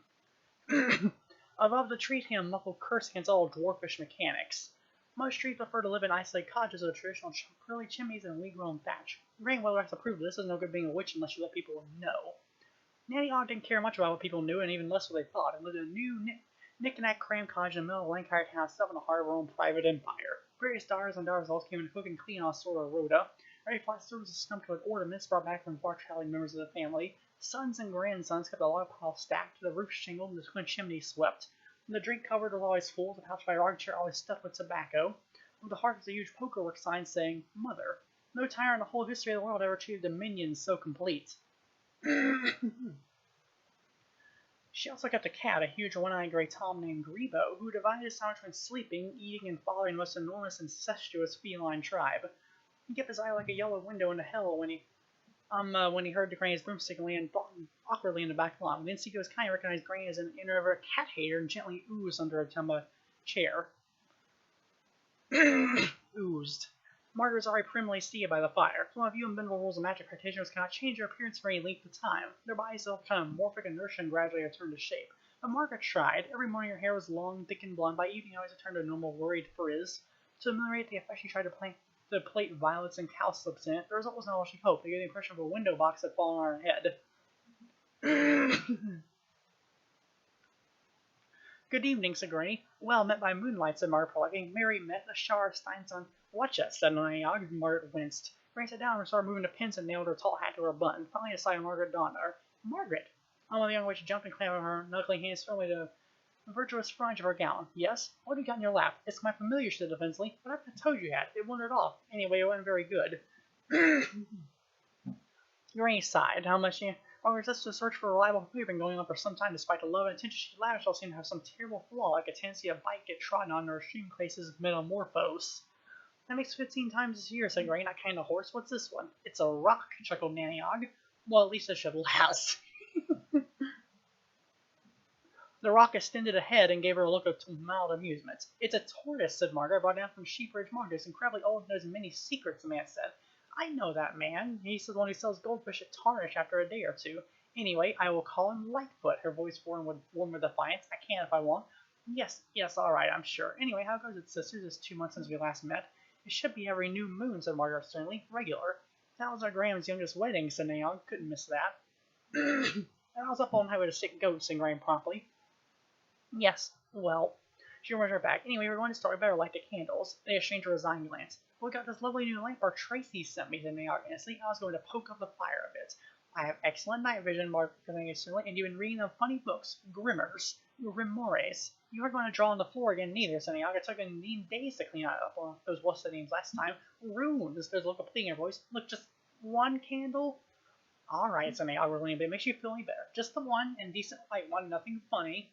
She sighed. It probably wasn't a good idea to bring out the rest of the contents out of her bag. Chuny witch. We ought to get a few more here, so Sally. I didn't write a coven of 3. Actually, I heard that's the traditional number, but what do I know? We ought to... Oh, wait. I didn't know he was still a coven. No one told me he was still a coven, said Greenway Larson. Anyway, there's no one else this side of the mountain except old Gamer Dismas, and she doesn't get out these days. But there's a lot of young girls in my village, so Margaret, they could be keen. That's not how we do it, as you well know. People go and find witchcraft that comes and finds them. Yes, sorry. Right, said Granny, slightly mollified. She never met the time for apologizing, but she appreciated other people.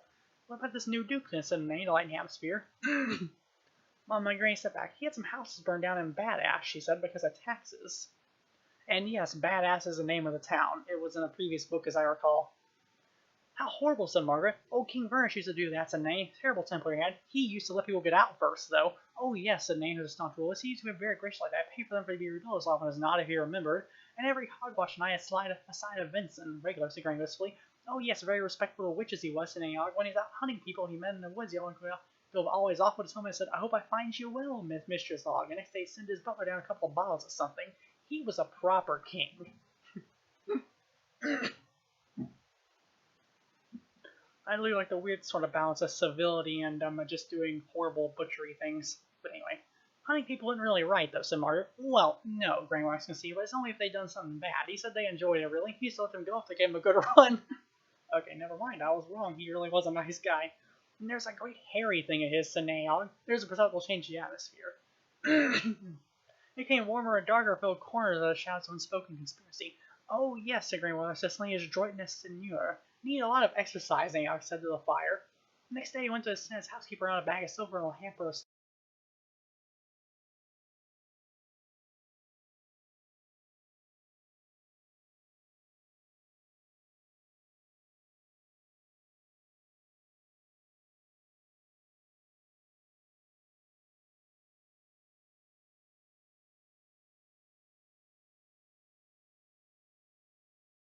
I'll just keep going, I guess. If you both can hear me properly.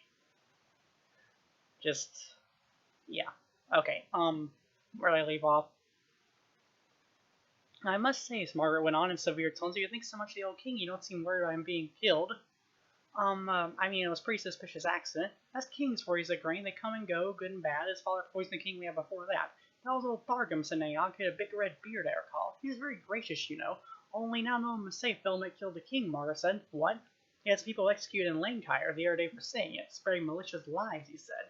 He said anyone saying different will see the inside of his dungeons, only not for long. He said Burris died of natural causes. Well, being assassinated is natural causes for a king. I don't see why he's being so sheepish about it. When old Thargum was killed, he stuck his head on a pole in a big bonfire, and when the palace got drunk for a week.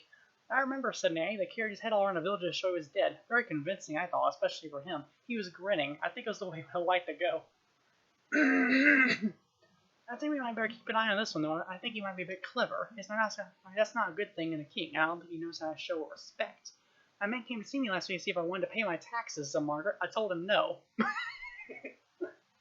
A man came to see me too, said Naog, but our Jason Wayne went out and told him we didn't want him to join. A small man, bald, black cloak? Yes, he was hanging around my raspberry bushes, only when I went to see what he wanted, he ran away.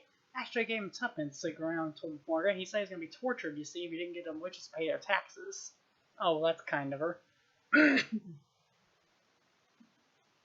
Lord Feldman looked carefully at the 2 coins in his lap. He looked at the tax gatherer. Well? The tax gatherer cleared his throat. Well, sir, you see, I explained to them the need to employ a standing army, etc., and they said why, and I said because of bandits, and they said bandits never barred them. And civil works, well, I pointed out I need to build and maintain bridges, etc., and they said they didn't use them. They can't cross running water. Not sure about that. I think they cross anything they like. Did they say anything else? The tax gatherer twisted him his robe sharply. Well, sir, I mentioned how taxes help maintain the king's peace, sir. And they said the king should maintain his own peace, sir, and they gave me a look. What sort of look?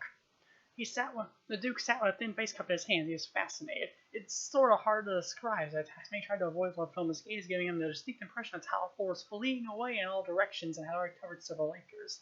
His fascination was him with what a pin is to a purple emperor. I don't know what that means, but okay. Try. Well, it wasn't nice. Which demonstrates the tax gatherer is much better at words than figures. Figures than words. What he would have said of him was, if embarrassment, fear, poor memory, lack of imagination inspired against it was, when I was a little boy and staying my aunt, she told me to touch the cream, etc., and she put it on a high shelf in the pantry, and I got a stool and went after her, and she was out anyway. She come back and I didn't know, and I couldn't reach the bowl properly and smashed the floor. She opened the door and glared at me. It was that look. But the worst thing was, they knew it. So in other words, they give you that look that makes you feel like you're extremely small and helpless and tiny, and they know better than you. Not nice, said Nuke. No, sir. Duke. Not no, sir. The Duke drummed his fingers with his left hand on the throne. The tax gatherer coughed again. You're not going to force me back, are you? He would have hand irritably. No, not at all. Just call into the torturer on your way out. See when he can fit you in. The taxman gave him a look of gratitude and bobbed a bow. Yes, sir. Thank you, sir. At once, sir. You're very... Yes, you may go. He sat alone in the vastness of the hall. It was raining again. Every once in a while, a piece of plaster smashed down on the tiles, and there was a crunching from the walls as they settled still further. There smelled of old cellars. Gods, he hated this kingdom. It was so small, like 40 miles long, maybe 10 miles wide, and nearly all those cool mountains with ice-green slopes and knife-edged crests or dense huddled forests. A kingdom like that shouldn't have any trouble. What he couldn't find was this feeling that it had depth. It seemed to contain far too much geography. He rose and paced before a balcony with an unrivaled view of the trees. The structure of the trees were also looking back at him.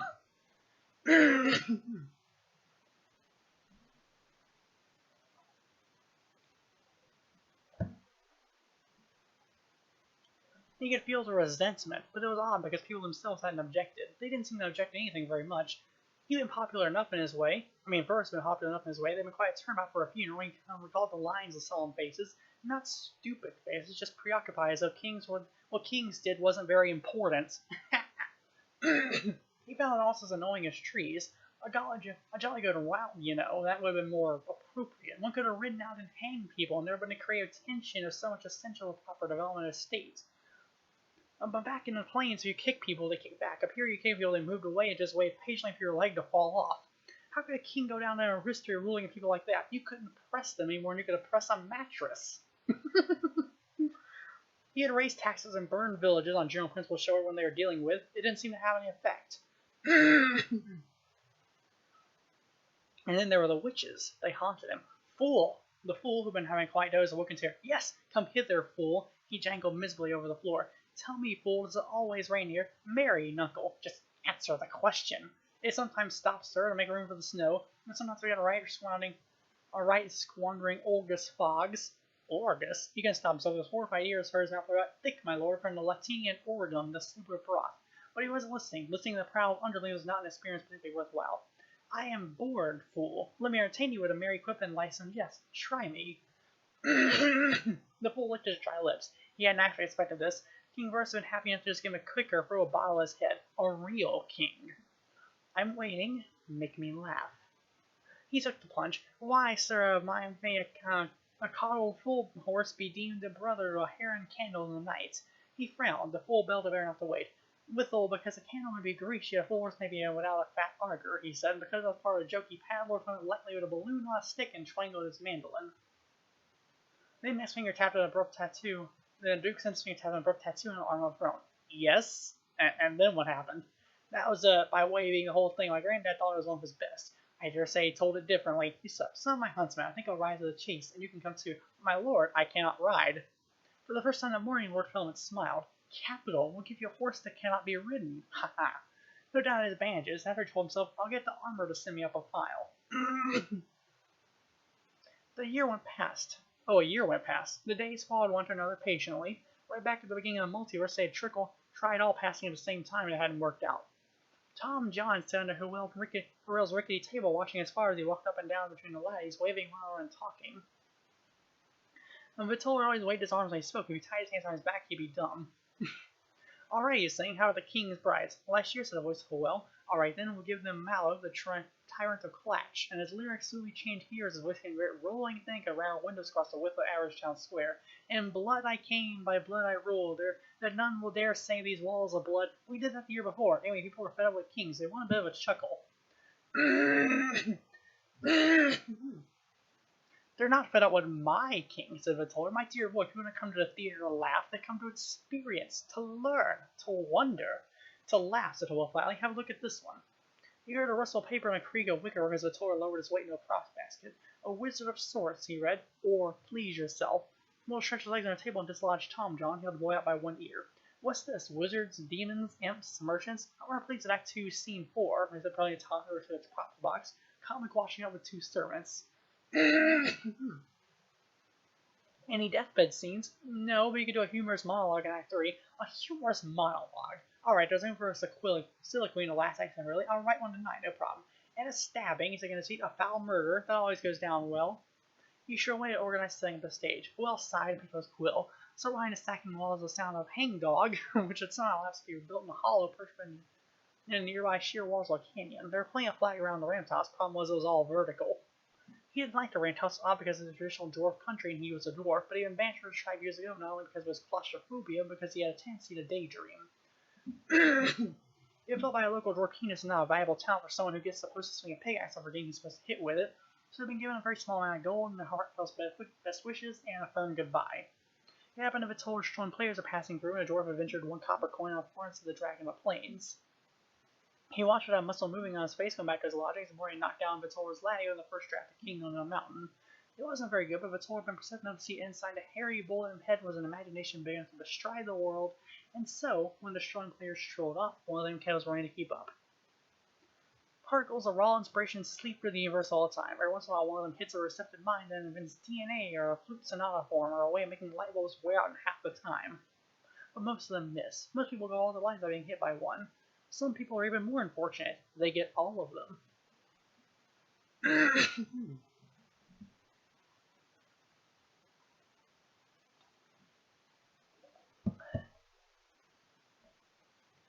One such as so well, enough inspiration to equip an entire history of the foreign arts poured continuously in the small, heavy soul designed by evolution becoming more spectacular and be remarkably resistant to axe blows.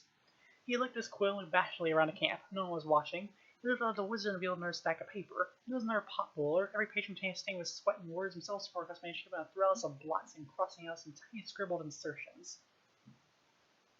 While staring for a moment, alone the world consisted of him, the next blank page, and a shouting, clamoring voices that haunted his dreams. He began to write.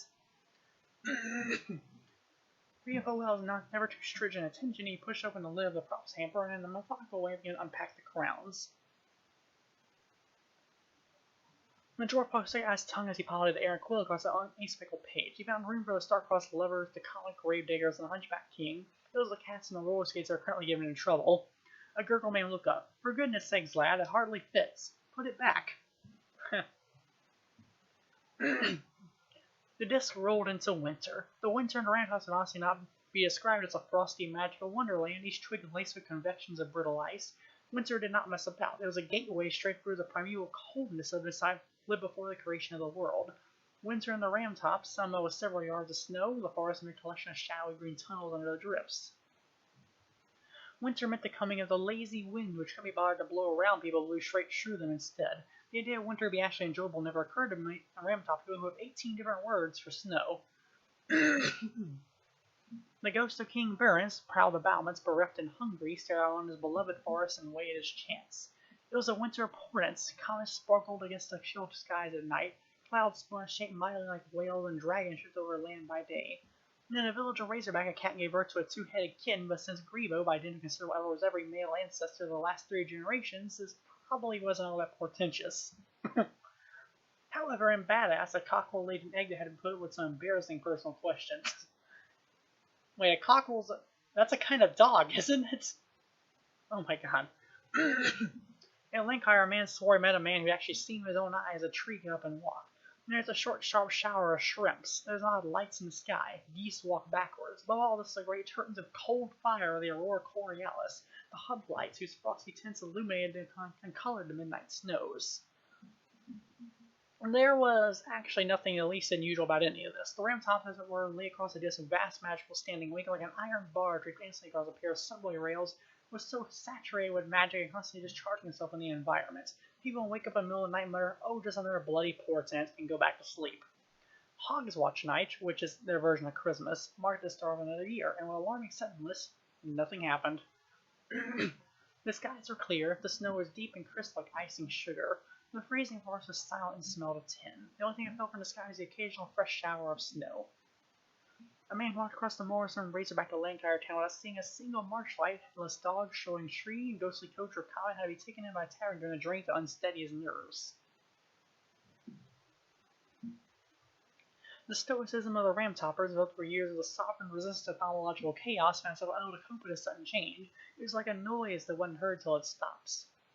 Rainy weather is heard now as she lay snuggled under a pile of quilts in her freezing bedroom. Hogwarts night is, by tradition, the one night of the distant year the Witcher expected to stay at home, and she found that early night to come with a bag of apples and a stone hot water bottle.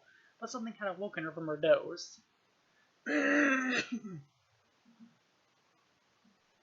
An ordinary person would creep downstairs, possibly armed with a poker. She simply hugged her knees and let her mind wander. It hadn't been in the house. She could feel the faint, small, fast minds of mice, and the fuzzy minds of her goats had lay under comfy flatulence in the outhouse. A hunting owl sudden dagger of alertness had dashed over the rooftops. Granny concentrated her part until her mind was full of tiny chittering of the insects in her thatch and the woodworm and the beams. Nothing of interest there. She snuggled down and let herself drift out into the forest with a silence over the occasional muffled thump as snow slid out of a tree. Even in midwinter, the forest was full of life, usually dozing in burrows or hibernating in the middle of trees. All as usual. She spread herself further to the high moors and secret paths where the wolves ran silently over the frozen crush. She touched her mind, sharp as knives. Higher still, there's nothing in the snowfields but packs of vermine. Everything was as it should be, except the exception that nothing was right.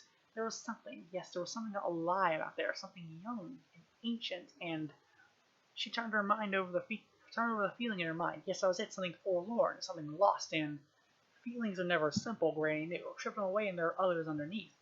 Something that, if it didn't stop feeling lost and forlorn, was going to get angry. And still she couldn't find it. She could feel the tiny mines of chrysalises down under the frozen leaf mold. She could sense the earthworms that had migrated below the frost line. She could even sense a few people who were hardest of all. Human eyes were thinking so many thoughts that they were nearly impossible to locate. It was like trying to find nailed fog to a wall. Nothing there. Nothing there. The feeling was all around her, and there was nothing to cause it. She had gone down as far as she could to the smallest creature in the kingdom, and there was nothing there. Granny Weather sat up in bed, lit a candle, and reached for an apple. She glared at a bedroom wall. She didn't like being beaten. There was something out there, something drinking in magic, something growing, something that seemed so alive. It was all around the house, and she couldn't find it. She reduced the apple to its core and placed it carefully in a tray and a candlestick. Then she blew out the candle. The cold velvet night stood back in the room. Perhaps she gave it one last try. Maybe she was looking the wrong way. A moment later she was lying on the floor with a pillow clasped around her head, and to think she expected it to be small. Lancashire Castle shook. It wasn't a violent shaking, but it didn't need to be, with the construction of the castle being such that it swayed slightly in even a gentle breeze. A small turret toppled slowly in the depths of the misty canyon. The fool lay on his flagstones and shivered in his sleep. He appreciated the honor, if there was an honor, but sleeping in the fort always made him dream of the fools behind whose severe gray walls he had trembled his way through several years of terrible tuition. You'd think they were colorful, but no, gray. The flagstones were slightly softer in the beds there, though. A few feet away, a suit of armor jingled most gently. The pike vibrated in its mailed blood until finally, switching through the night air with a swooping bat, slid down and shattered on the flagstone by the fool's ear. He sat up and realized he was still shivering, and so was the floor. In Lord Philip's room, shaking cascades of dust down from an ancient four-poster. He woke from a dream that a great beast was trampling around, decided with horror that it might be true.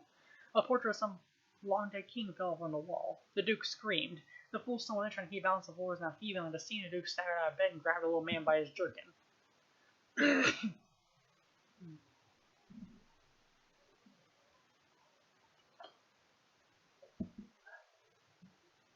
What's happening? Is this an earthquake? We don't have them in these parts, my lord, so the fool was knocked aside by a chaste lounge and drifted slowly across the carpet. The Duke dashed to the window and looked at the forest in the moonlight. The white-capped trees shook in the still night air. A slab of plaster crashed to the floor. Lord spun around. This time his grip lifted the fool off the floor. Along a very luxurious Duke had dispensed his life out of ignorance. He liked to feel he knew what was going on. The glorious uncertainties of distance held no attraction for him. It's the witches, isn't he? Growls out, cheating in a twitch like a landfish. They're out there, aren't they? They're putting an influence on the castle. Mary, uncle, they run this country, don't they? No, my lord, they never. Who asked you? The fool was trembling and fear a perfect anaphrase to the castle, which is the only thing that was now appeared to be staying perfectly still. You did, my lord, he quavered. Are you arguing with me? No, my lord, I thought so. You're in league with them, I suppose. My lord, he said, really shocked. You were all in league, you people, the whole bunch of you, nothing but a pack of ringleaders. He flung the full sign and thrust the tall windows open, striking out into the freezing out air. He glared over the sleeping kingdom. Do you all hear me? He shouted. I am the king. The shaking stopped, catching him off balance. He set himself quickly and brushed the plaster dust off his nightshirt. Right then, he said. Well, this is worse. Now the forest was listening. The words he spoke vanished in a great vacuum of silence. But there's something out there. He could feel it. It was strong to shake the castle, and now it was watching him, listening to him. He backed away very carefully, falling behind for the window catch. He stepped carefully in the room, shut the windows, and hurriedly pulled the curtains across. I'm the king, he repeated quietly. He looked at the fool who felt something that was expected of him. This man is my lord and master. He thought I've eaten his salt or whatever all that business is. They told me that the fool should be faithful to the very end after all the years of deserted him. Good or bad, doesn't come to do it. Every leader needs this fool. There's only loyalty. That's the whole thing. Even if he's clearly 3 parts bonkers on this fool till one of us dies. To his horror, he realized the Duke was weeping. He fell into sleep, produced a soiled red and yellow handkerchief and blew with bells. He took an expression of pathetic gratitude and blew his nose. Then he held away from her and glimpsed at a demented suspicion. Is this a dagger I see before me? No, it's my handkerchief, Lord. You see, you can tell the sword difference if you look closely. It doesn't have as many sharp edges. Good fool, said the Duke vaguely.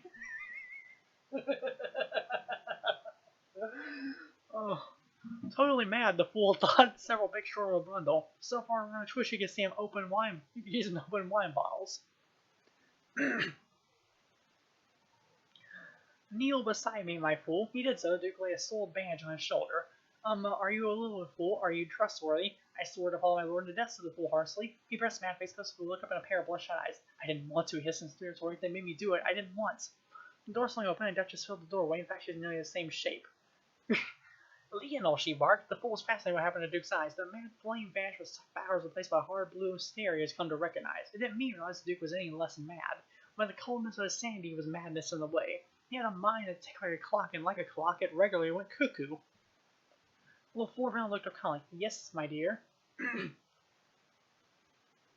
Now, what's the meaning of all this, she man? Witches, I suspect. Early in the week the bull began, lay fell in fear, he glared and just silenced him and almost nailed him to the wall. That's clearly a parent. You're an idiot. A fool, my lady. As well, she added and looked back to her husband. So, she said, do they still defy you? He shrugged. How do I fight magic? With words, said the fool, laughing. He was instantly sorry. They were staring at him. What? Said Duchess. He dropped his mantle in embarrassment. In the guild, we learned that words are more powerful than magic. Clowns, said Duke. Words are just words. Brief syllables. Sticks and stones may break my bones. He paused there and thought, but words can never hurt me. My lord, there are such words they can. Lair, liar, usurper, murderer. The Duke jerked back and gripped the arms of his throne, wincing. Such words have no truth, said the fool hurriedly, but they can spread like fire underground, bring out and burn. It's true, screamed the Duke. I hear them all the time. Feeling for just the witches, he hissed. Then they can be fought with other words, or they can fight even witches. What words? Said the Duchess thoughtfully. The fool shrugged. Crone, evil eye, stupid old woman. The Duchess raised one thick eyebrow. I get the feeling now he's acting like an actual fool, which is to say very insulting, but in a way that's acceptable. You're not entirely an idiot, are you? You refer to a rumor. Just so, my lady. He rolled his eyes. What had he gotten himself into? It's the witches, whispered Duke, and no one particular. You must tell the world about the witches. They're evil. They must come back. They may come back to blood. Even sandpaper doesn't work. Oh, God. There's another trimmer as Weatherlarks hurried on the narrow frozen pathways of the forest. A lump of snow dripped off a tree branch and poured over her hat. This wasn't right, she knew. Never mind the whatever it was. It was unheard of for a witch to go out on hogwash night. It was the ancient tradition. No one knew why, but that wasn't the point. She came out in a moorland path across the burrow of heather, which had been scoured of snow by the wind. There was a crescent moon on the horizon, its pale glow lit up the mountains that towered over. It was a different world there, and one even a witch had rarely ventured into. It was like a landscape left over from a frosty birth of the world, all green ice and knife-edged ridges and deep, secret valleys. It was a landscape never intended for human beings, not hostile or a brick or a cloud to be, but terribly, terribly uncaring. Except now, this time, it was watching her, a mind quiet like any other she ever encountered, giving her a great deal of attention. She glared up the icy slopes, half expecting to see a mountainous shadow move against the stars. Who are you? She shouted. What do you want? Her voice bounced back, as this move of an avalanche high among the peaks. On the crescent moor, where the summer parridges lurked among the bushes like small, worrying idiots, was a standing stone. It stood roughly where the witches' territories met the boundaries and they were formally marked out. The stone was the same height as a tall man made of bluish tinted rock. It was considered intensely magical because although there was only one of it, no one had ever been able to count it. If they saw anyone looking at it suspiciously, it shuffled off behind them. It was the most self-effacing mile ever discovered. It was one of the numerous discharge points of magic that accumulated in the ram tops. Oh, hey, Hedron, I see you're here. You did miss a fair bit, I'm sorry to say, but I'm still going, so there is that.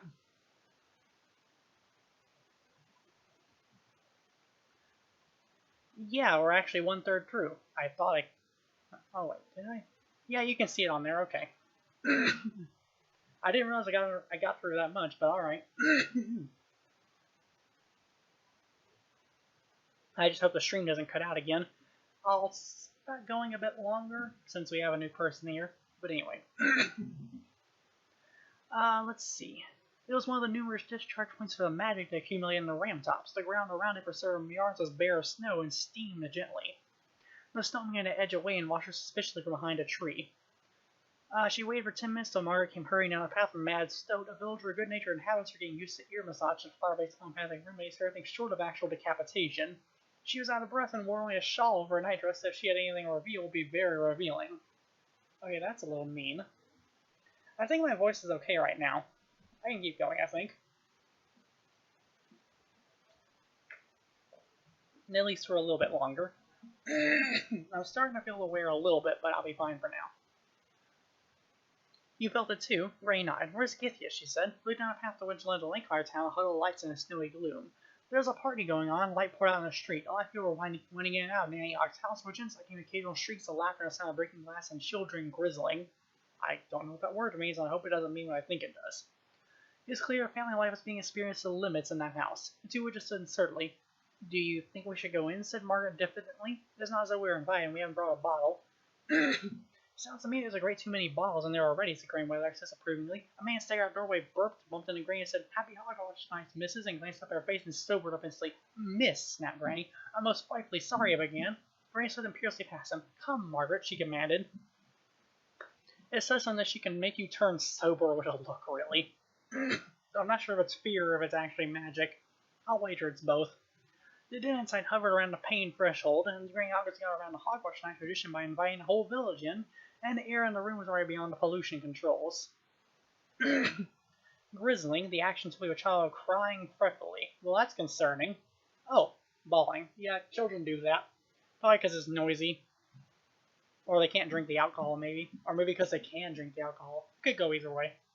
Anyway, when Granny navigated her the precipice by the sound of a cracked voice explaining the world at large that compared to an unbelievable variety of other animals, the hedgehog was quite fortunate. Nayon was sitting on a chair by a fire with a quart mug in one hand and touching her prize with a cigar. She grinned toward Granny. What ho, my old boiler, she screeched over a tin. Good to see you turned up then. Have a drink. Have two. Watch her, Margaret. Pull up a chair and call a cat a bastard. Greenbow curled up in an ill nook and was watching upstairs with one slit open eye, flicked his tail once or twice.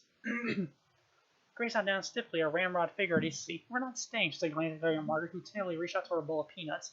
I can see you're busy. We just wonder if you might have noticed anything tonight, a little while ago. For context had drawn, there was an earthquake, basically, a very mild one, and Granny could feel some sort of presence all around her, but it wasn't any of the actual animals around her she could sense. It was something deeper, something angry. So, that's happening.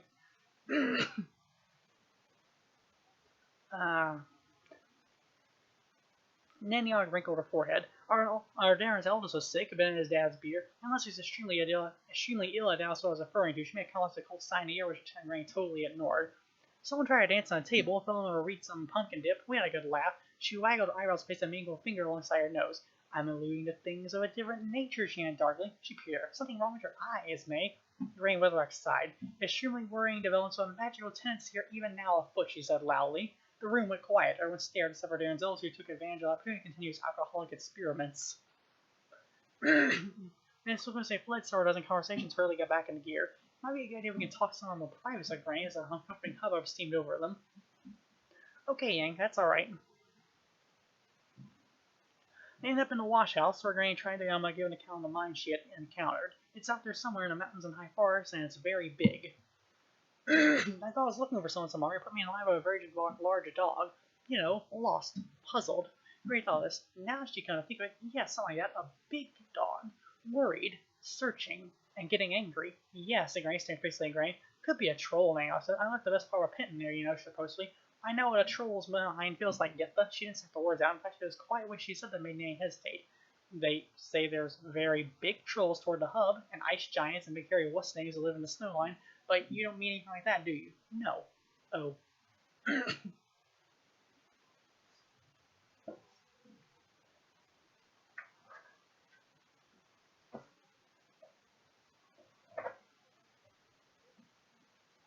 Margaret shivered. She told herself that the witch had absolute control of her own body, and the goose pimples under her did not just a figment of her imagination. The trouble was she had excellent imagination.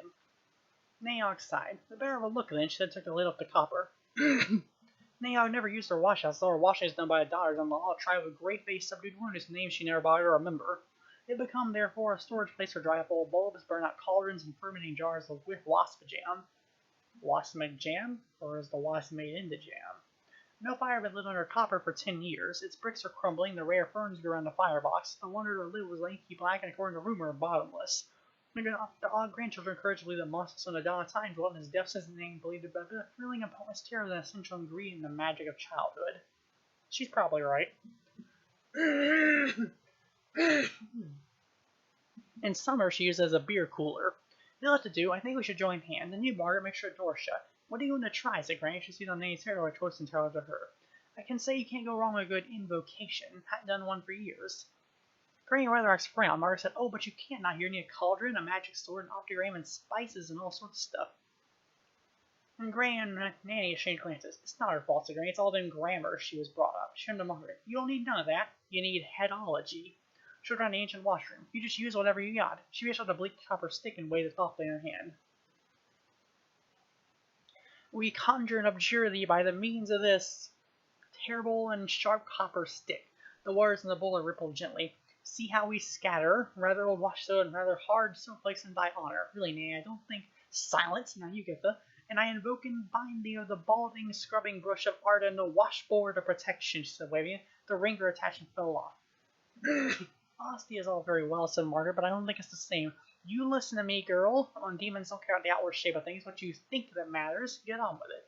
Margaret tried to imagine a bleached and ancient bar of lice that was a rare scented whatever, ingots or whatever they are. From a distant clatch. It was an effort. The gods only knew what kind of demon would respond to a summoning like this. Granny was a little uneasy. He didn't care much for demons. All his business was incantations, implements, whiffed of wizardry. It was pandering to things, make them feel important. Demons all come when they're called. A protocol dictates the host which had a choice, and they quite liked demons, who were male, or apparently so. At this point, Granny was alternately cajoling and threatening another world with 2 feet of bleached wood. She was impressed at her own daring. The water seeped at low, became very still, and noticed something moving, a popping noise mounted up upon a head. Margaret dropped her soap. It was a good-looking head, maybe a little cruel around the eyes and beady around the nose, but nevertheless handsome in a hard kind of way. It was nothing surprising. If he was only sending an image of itself, it might well make a good job of it. It turned slowly, a black statue in a fitful moonlight. Well, it said. Who are you? Said Granny bluntly. The head rolled faced her. My name's unpronounceable in your tongue, woman. I'll be the judge of that, warned Granny, and don't you call me woman. Very well, my name is Ritz Riesel Jicklix, it said smugly. Where were you when vowels were handed out? Behind the door, said Mayog. Well, Mr. She hesitated fractionally. Ritz Riesel Jicklix, I expect you're wondering why I called you here. You're not supposed to say that, said Demon. You're supposed to say, shut up. We have the sword of art not during protection, I warn you. Please yourself like a washboard and a copper stick to me, muttered the demon. Going ass sideways, the corner of the washroom was stacked with kindling wood, a big heavy sawhorse in front of it. She saw fixed the demon, looking, brought the stick down hard across the thick timber. The dead silence of all was broken only by 2 perfectly sliced halves, the sawhorse teetering backwards and forwards and falling slowly into a heap of kindling. The demon's face remained impassive. You're allowed 3 questions. Is there something strange large in the kingdom, if you'll be thinking about it? And no lying or be a scrubbing brush for you. You mean stranger than usual? Get on with it, my feet are freezing. No, there is nothing strange. But we felt Margaret began. Hold on, said Granny. Her lips move sounds like demons, like genies, or philosophy professors. If you don't word things exactly right, they delight in hearing you get absolutely accurate and completely misleading answers.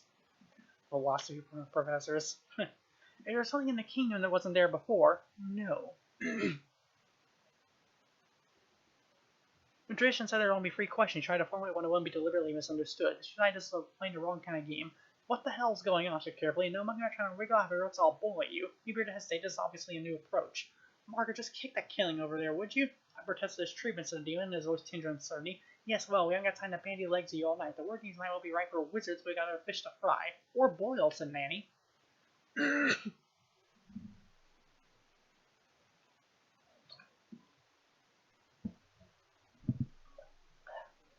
Look, said Demon, now there's a whine of Tanner's voice. We're not supposed to volunteer information like that. There are rules, you know. There's some old on the canvas shelf, Margaret, said Nanny. If I simply tell you, yes, you won't let on, will you? Not a word. Lips are sealed. There's nothing new in the kingdom, said Demon, but the land has woken up. What do you mean? It's unhappy. It wants a king that cares for it. How? Margaret began with a grinning way to her sound. You don't mean people, do you? The glistening head shook. No, I didn't think so. He turned and walked to the wash table's window, a dusty spiral graveyard made of butterfly wings and last summer's blue bottles. A faint glow behind the frosted pane suggested against all reason a new day would soon dawn. Can you tell us why? Said I, turning around. She had the whole mind of the whole country. She was rather impressed. I'm just a demon. What do I know? I only know only what is, not the why and how. I see. May I go now? Please? Granny jerked upright again. Oh, yes, run along. Thank you. The head didn't move, hung around a hotel floor, just carried a 15 suitcase out of 10 flights, shown everyone where the bathroom is, pumped up pillows. Billy adjusted all the curtains he's going to adjust. You wouldn't mind banishing me, would you? He said no one seemed to take it. What? Oh, I feel very improper banished. Run along, like a certain something.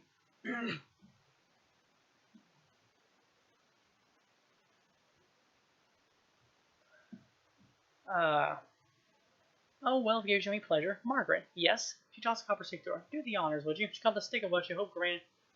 Yeah, I was just pausing for a second. I was trying to catch where I was. I messed up.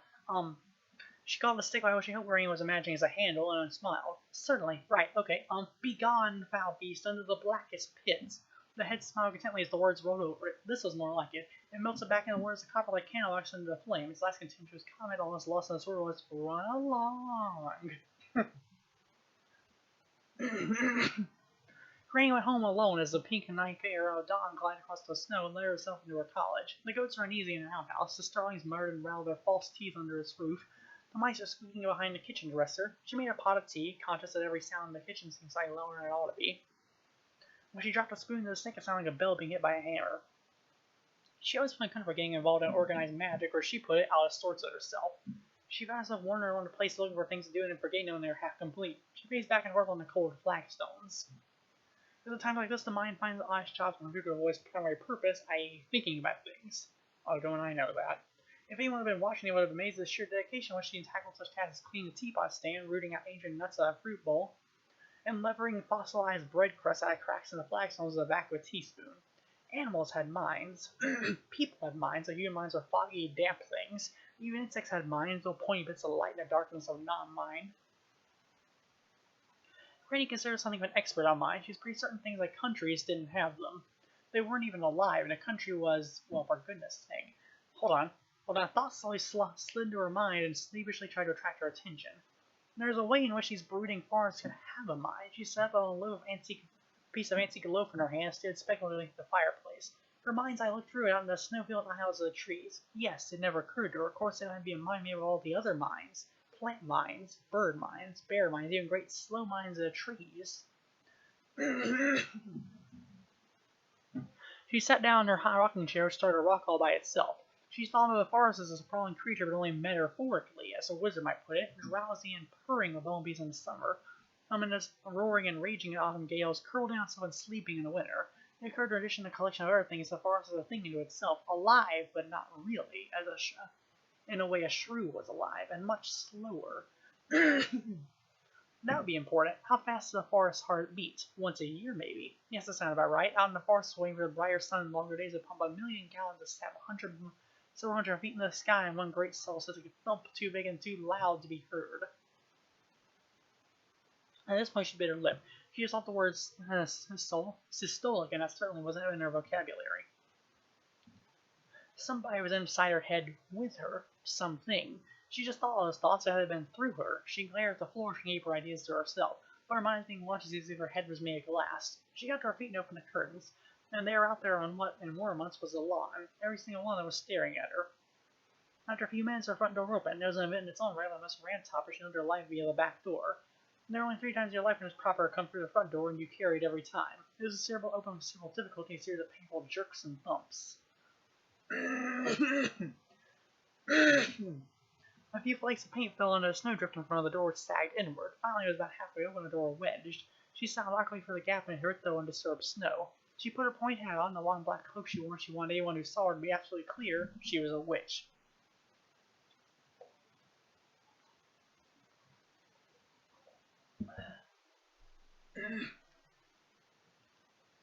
There was an elderly kitchen chair half buried in snow, and somewhere a handy place to sit and do whatever hand chores was necessary, keeping one eye on the track. She hauled it out, brushed the snow off his seat, and sat down firmly, her knees apart, her arms folded defiantly. She stuck out her chin. The sun was well up, but the light in this hog-watch day was still pink and slanting. It glowed on a great cloud of steam that hung over the assembled creatures. They hadn't moved, but every now and then one of them would stamp a hoof or scratch itself. Granny looked at a flicker of movement. She had noticed before a tree around her garden was so heavy with birds that a strange brown and black spring had come early. Occupying the patch where the herbs grew in the summer were the wolves, sitting or lolling with their tongues hanging out. Having intention of bears was scratched behind them with a platoon of deer beside them. Occupying the metaphorical stalls was a rabble of rabbits, weasels, vermin, badgers, foxes, and miscellaneous creatures who, despite the fact they lived their entire lives in a black atmosphere, hunted, killing and being killed by talon, tooth, and claw, were generally considered to be woodland folk. They rested together in the snow, their normal culinary relationships entirely forgotten, trying to outstare her. Two things are immediately apparent. One was that this seemed to represent a pretty accurate cross-section of the forest life. The other she couldn't help saying aloud. I don't know what spell this is, but I'm telling you this for nothing. I'll tell you this for nothing. When it wears off, some of you little buggers are very hurrying along. None of them stirred. No sound except for an elderly badger leaving himself an embarrassed expression. Look, said Grain, what can I do about it? It's no good you coming to me. He's the new lord. It's his kingdom. I can't go meddling. It's not right to go meddling on account I can't interfere with the people ruin.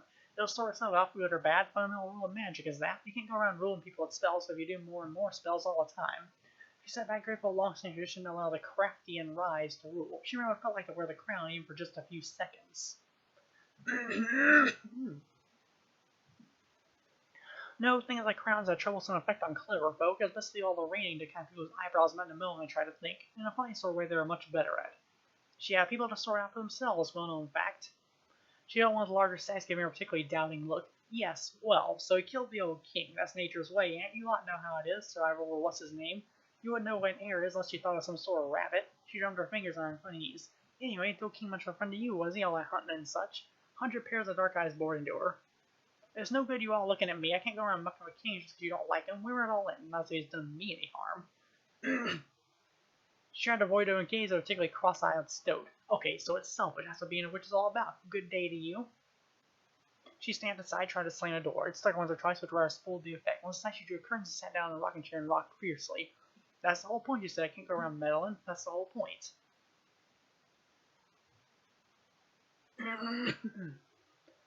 The laddies lurched slowly over the rutted roads, toward yet another little city whose name the company didn't quite remember or would instantly forget. The winter sun hung low over the damp, misty cabbage fields of slow plains, and the foggy silence magnified the creaking of the wheels, whilst that with his stubby legs drank, digging over the blackboard of the last laddie. He'd done his best, but told had left the education of Tom John in his hands. He'd better at all that business, he said, having his usual tank beside her more his height, but it wasn't working. Tom John grinned at him. He was only 3 years old and hadn't said a word anyone would understand. Who was harboring dark suspicions about the witches? But he seems bright enough, said Miss Vittler, challenging some delay and darting the chainmail. He knows what things are. He does what he's told. I just wish he'd speak, she said, kind of blowing her cheek. We'll give the apple to Tom John, accepted it gravely. I reckon them witches did you a bad turn, missus, said the dwarf. You know, changelings and whatnot. There used to be a lot of that sort of thing. My grandmother said it was done to us once. Very soft, a human and a dwarf. When I realized so I started banging his heads on things, they say. They say this fruit be like unto the world, so sweeter, like I say, the heart of a man, so red without and yet within included, you find the worm, the rot, the flaw. However glows his bloom the bites, and prove many a man be rotten at the core. Two of them sold the stare at Tom John, nodded and proceeded to eat the apple. That was the worm's feature on a tyrant, whispered Hillwell. His little grasp of language temporarily deserted him. Bloody hell, he said. But he sounded just like, I'm gonna get a Vittler, said Hillwell, and dropped on the tall tailboard and ran across the frozen piles of the convoy after Manager was whistling tunelessly and, yes, strolling. You gotta come at once, he's talking. Talking? Jumping down. He's quoting. You gotta come, he sounds just like me, so it's a few minutes later. They pulled the lions in a grove of leafless trees by the roadside. Do I sound like that? Yes, chorus company. Young Milligan, specialized females roles, prodded Tom John gently as he turned suddenly to turn barrel in the middle of the clearing. Here, boy, you know my speech from please yourself, he said. He nodded. He's not dead, I say. He lies beneath the stone for death could be here. They listened in awed silence to the endless mist roll across the dripping fields and the red ball of the sun floated by on the sky. When the boy had finished, hot tears streamed down Hillwell's face. By all the gods, he said when Tom John finished, it must have been damn good form when I wrote that. He blew his nose noisily. Do I sound like that? Said Wilkin, his face pale. Vittler patted gently on his shoulder. If you sounded like that, my bunny, you wouldn't be staying arse-deep in slush in the middle of these forsaken fields.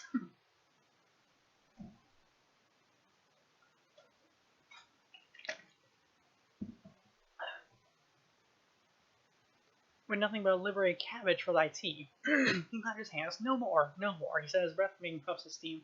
Back to it, everybody. We must be outside the walls of still light by sunset. As the normal actors awoke from a spell, pointed back their shafts of sword beckoned to dwarf his arm on his shoulders. Well, you know all about magic, or so it said. What do you make of it? He spent all his time around the stage master, it's only natural to pick things up. Do you believe that? I believe I once heard a voice took my dog roll, shaped it, and fired back through my ears and straight into my heart. He said simply, I believe I heard a voice that got around behind the crude shape of the words and said things I meant them to say, but I had not the skill to achieve. Who knows where such things come from? He stared passing into Vittler's red face. He might have inherited it from his father, but... And who knows what witches may achieve? And Matilda felt his wife's hand push in his. He stood up, bewildered and angry. She kissed him on the back of the neck. Don't torture yourself. Isn't it all for the best? Your son has declaimed his first word. Acclaimed. Spring came, and ex-King Byrne, still untaken being dead, lying down. He proudly cast out Leslie, seeking for a way in which ancient stones were released a grip on him. He kept trying to find a way out of the... He's also trying to keep out of the way of the other ghosts. Clan Pot was alright, but tiresome. But Versa backed away to the first sight of the twins toddling hand-in-hand along the midnight corridors. Their tiny ghosts in a world deep darker than even the usual run of regicidal unpleasantness. Then there was a troglodyte wanderer, a rather faded monkey man, and furry limp that apparently happened to haunt the house only because it was built on his burial mound.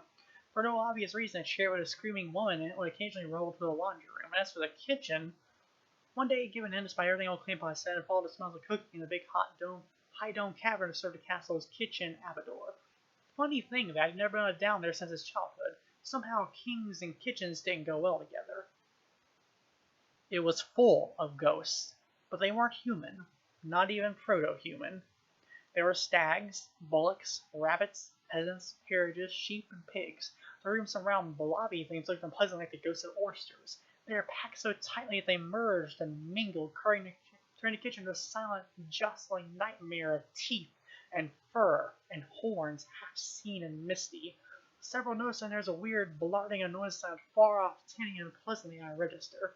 Through all of them, the cook and assistants wandered unconcernedly, making vegetarian sausages.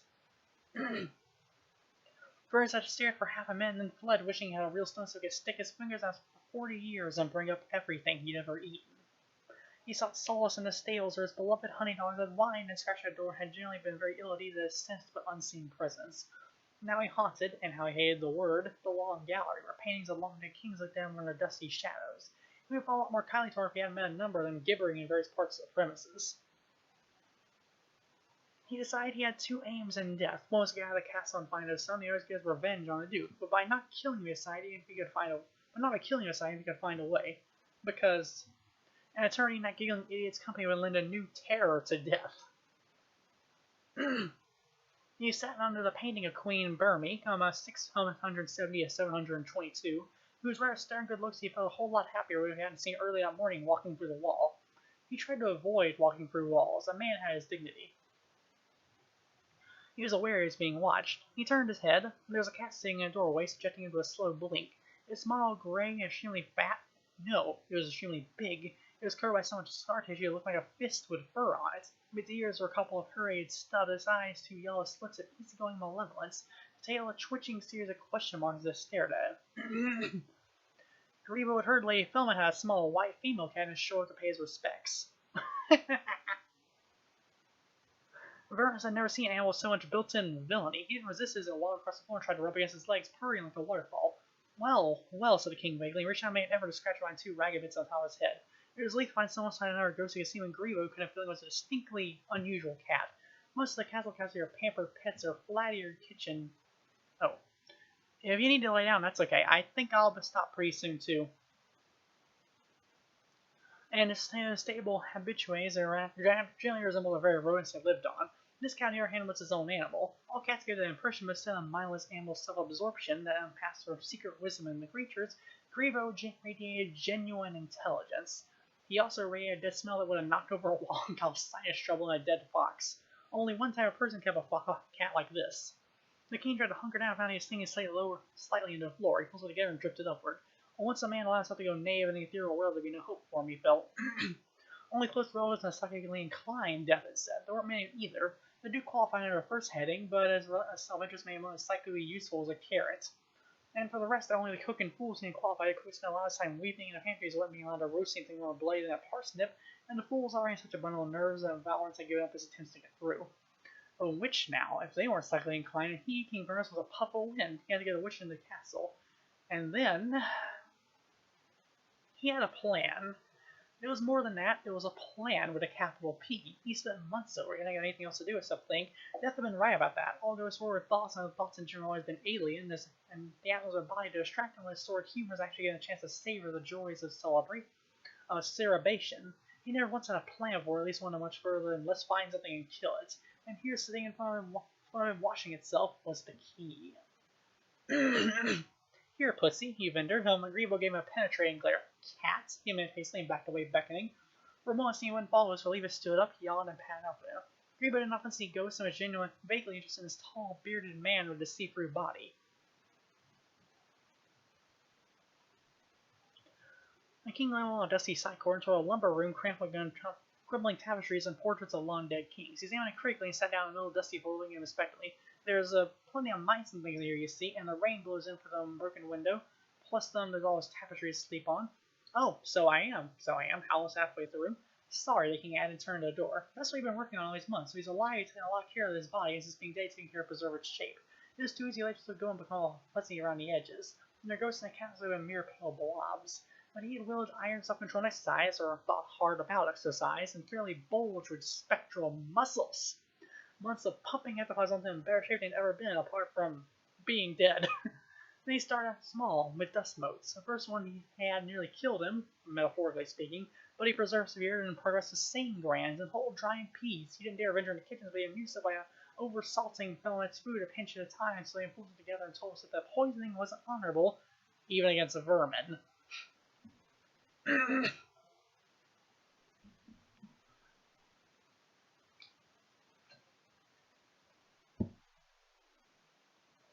Now he leaned on his weight in the door, and with every microgram was being forced to become as heavy as possible.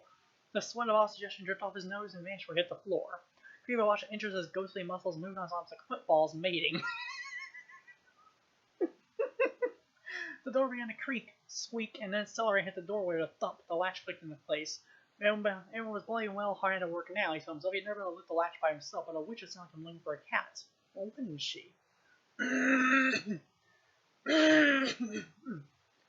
In the hall beyond the castle were full lay on his stomach and staring at death to a little lake.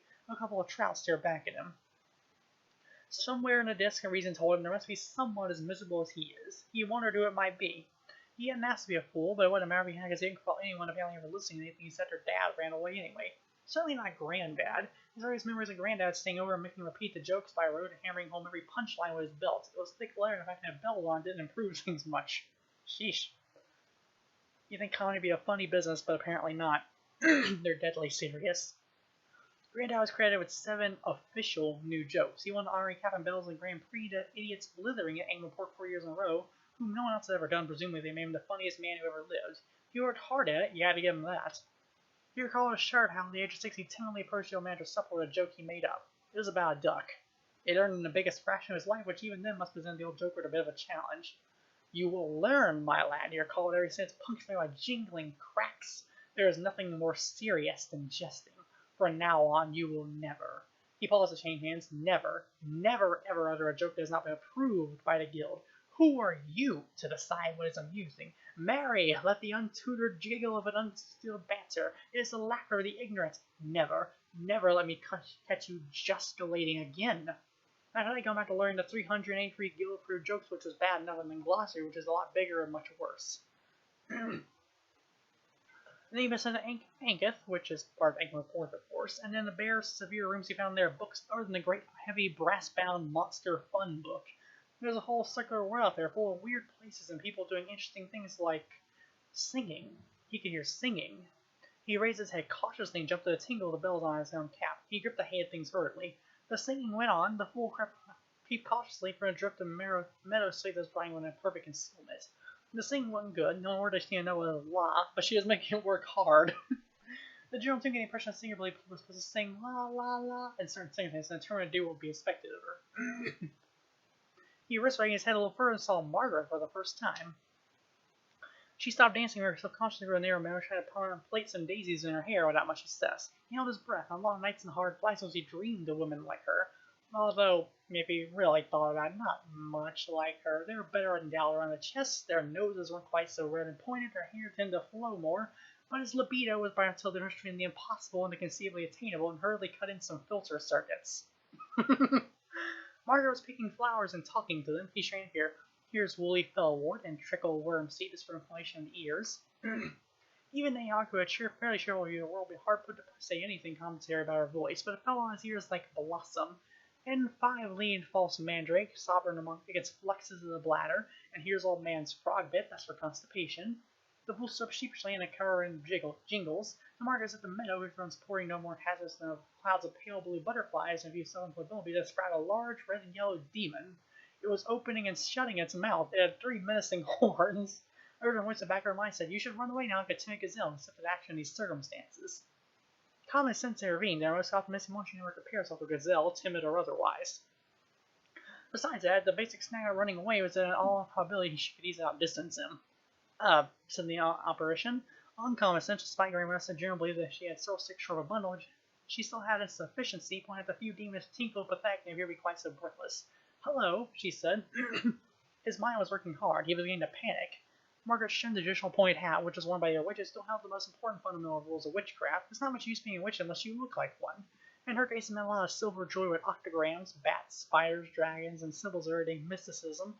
Margaret would have painted her fingernails black, but she didn't think she'd be able to face the rays of withering scorn.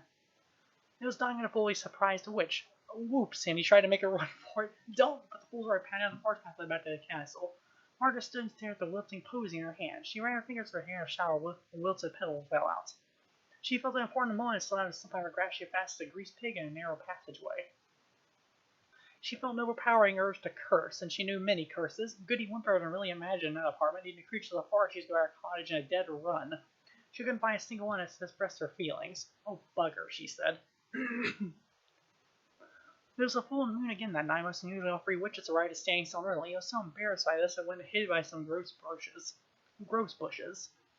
Grebo hadn't been home for 2 days now. Exchanged rights. Not like him. I can't find him anywhere. Cats can look after themselves. Countries can't. I have intelligence to report. Light the fire, Margaret. I said, light the fire, Margaret. Oh, yes. The water drift vaguely across the moor, tugging absolutely to dry up, showing wind clumps. She'll never mind on something.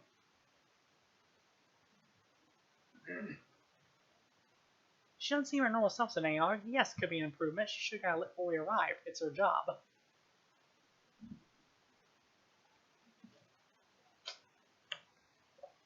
I think I'll stop after this little sequence here. She means well, said Aog, setting Margaret's back her quickly. I used to mean well when I was a girl, but I didn't stop to sharpen the Goody filter's tongue.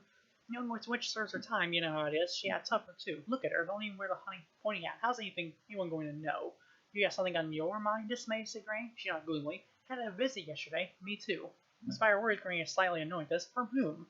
The Mayor Lancashire, a bunch of birthers. They never have had the king. They want a king they can trust. Well, I wouldn't trust any king a birther could trust. Yes, but it's not good for me when I was taxing and killing folk. The new sergeant got a keen man when it comes to setting fires, too. Well, Vern used to do it too, mine, but, well, I know it's more personal. He felt like he meant it. People felt like they were valued. This Felmet hates the kingdom, they said. They say when you go talk to him, he just stares at him and giggles and rubs his hands and twitches a bit. Granny scratched her chin. The old king used to shout them and kick them out of the castle, mine. He used to say he didn't have time for shopkeepers and such. She had no personal approval. But he's always very gracious about it, and the kingdom's worried. Yes, I said, I didn't mean the people. I meant the kingdom. She explained, naying her a few times brief questions, and encouraged her to doubt anything she heard. Granny Weatheraxe never made anything up. At the end, she said, well, my feelings exactly. Fancy that. Quite so. And what did the animals do? Went away. It had brought them there, and I let them go. No one anyone else? Not where I saw. Funny thing, right enough. They stared at the setting sun. I don't reckon a lot of kingdoms do this sort of thing. You saw a theater, kings and such are killing one another all the time. Their kingdoms make the best of it. How come this one takes offense? It's been here a long time. Well, so is everywhere, said Annie, a lifetime student. Everywhere's been where it's ever been since it was put there. It's called geography. It's just about land. It's not the same as a kingdom. A land's made of all sorts of things. Ideas, loyalties, memories, it all exists together. And all these things create some kind of life. Not a body kind of life, but more of a living idea.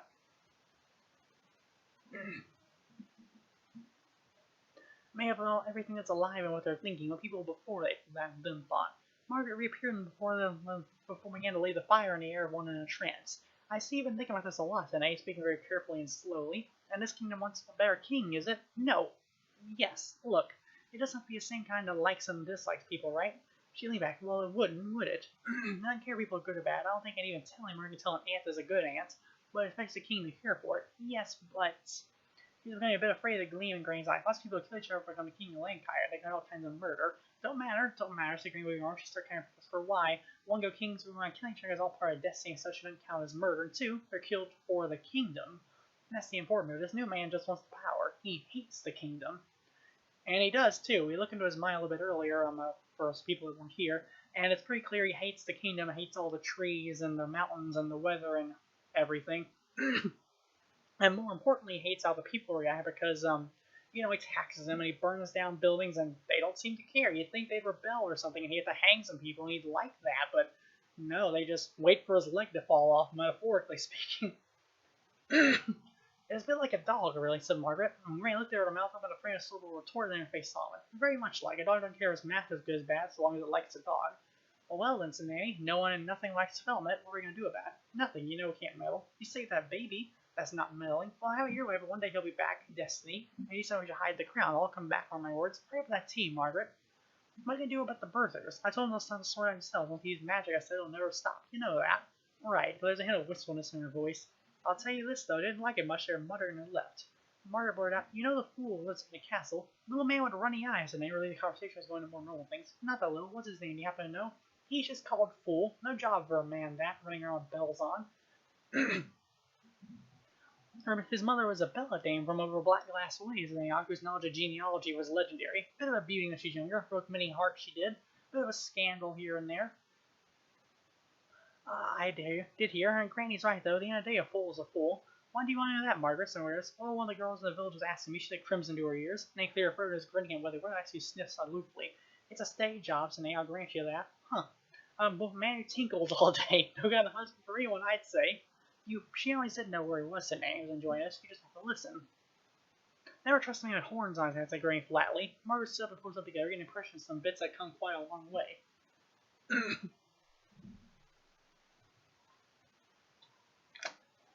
No longer seen I give credit for, but it's fine. You're a pair of silly old women, she said quietly, and I'm going home. She marched off down the path to her village without another word. They stare at each other. Well, said Nanny. It's all these books they read today, said Granny. It overheats the brain. You haven't putting ideas in her head, have you? What do you mean? You know what I mean. I certainly don't see why a girl shouldn't have to single her whole life just because you think it's the right thing. Anyway, if people didn't have children, where would we be?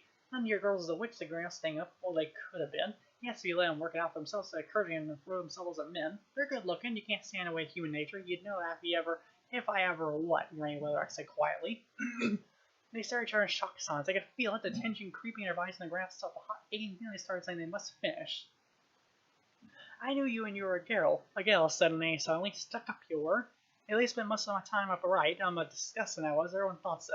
How did you know? You were the talk of the whole village, and you were too. They called you the Ice Maiden. You never knew that, did you? I wouldn't sell my lips for saying what they called you, Shangri. Oh, yes, so let me tell you, my good woman. Don't you dare talk to me in that tone of voice. I'm not anyone's good woman. Right. There's no sounds as they stare at each other. Nose to nose. This sounds the whole quantum level of animosity higher than the last one. You could have roasted a turkey in the heat of the silence. There was no more shouting. They had gone too bad for shouting. Now the voice came in low and full of menace. I should have known better and listened to Margaret cried Granny. This covenant is ridiculous. Attracts entirely wrong sort of people. I'm very glad we had this little talk this Nanny. I cleared the air, shook down, and you are in my territory, madam. Madam! Thunder rolled in the distance. The current Lanquire started to retreat for the foothills that drifted back to the mountains for a one-night stand. The last ray of the sunset shone livid over the clouds, and fat drops were in the bill in the witches' pointed hats. I really don't have time for this now, Granny. Trimly, I have far important things to do. And me. Good night to you. And you. They turned their backs on one another and strode away in the downpour.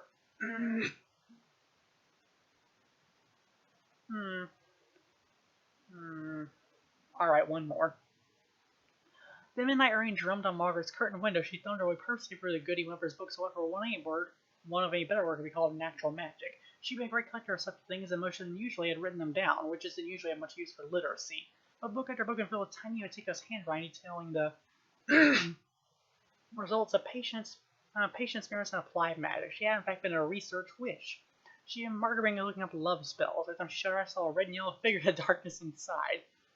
Something had to be done about it. She shut the book with a snap and looked at her notes. First she had found out his name. The old peel the apple trick should do that. You just peel an apple over, getting willing to peel and through the peel behind you, it landed in the shape of his name. Millions of people tried it and never really been disappointed unless the loved one was called SCSCS. It's because they hadn't used an unripe sunset wonder, picked 3 minutes before noon on the first frosty day in the autumn, and peeled left-handedly using a silver knife with a blade less than half an inch wide. Goodly had done the last experiment is quite explicit on that. Margaret always kept a few by for emergencies, and this probably was one. She took a deep breath and threw the peel over her shoulder. She turned slowly. I'm a witch, she told herself. This is just another spell. Nothing to be frightened of. Get a grip of yourself, girl. Woman. She looked down and bit back her hand. Nervousness and embarrassment. Who would have thought, she said aloud? It had worked. She remembered her notes of heart fluttering. What was that? Oh yes, gathering fern seed in a silk handkerchief at dawn. Goody Whimper's handwriting went over 2 pages of detailed botanical instructions, which Kelly Potter's only kind of love potion we held, kept in a tightly stoppered jar at the bottom of a bucket of iced water. She picked up pulled open her back door. Thunder passed, but now the first gray light of the new day was drowned in a steady drizzle. But it still qualified as dawn, and Margaret was determined. Brambles tugging at her dress, her hair plastering ahead by the rain, she shot into the dripping forest. The trees shook, even without a breeze. And I guess I'll stop at that. Whew. That was pretty tiring. But I feel pretty good about it, aside from, the stream breaking. So I hope the next one goes a little better. Should I rate anyone, though? I guess I'll rate Pastel. I hadn't seen her on for a while, so I guess I'll be doing that. Thank you all for coming, and maybe we'll do this again another time. Hopefully.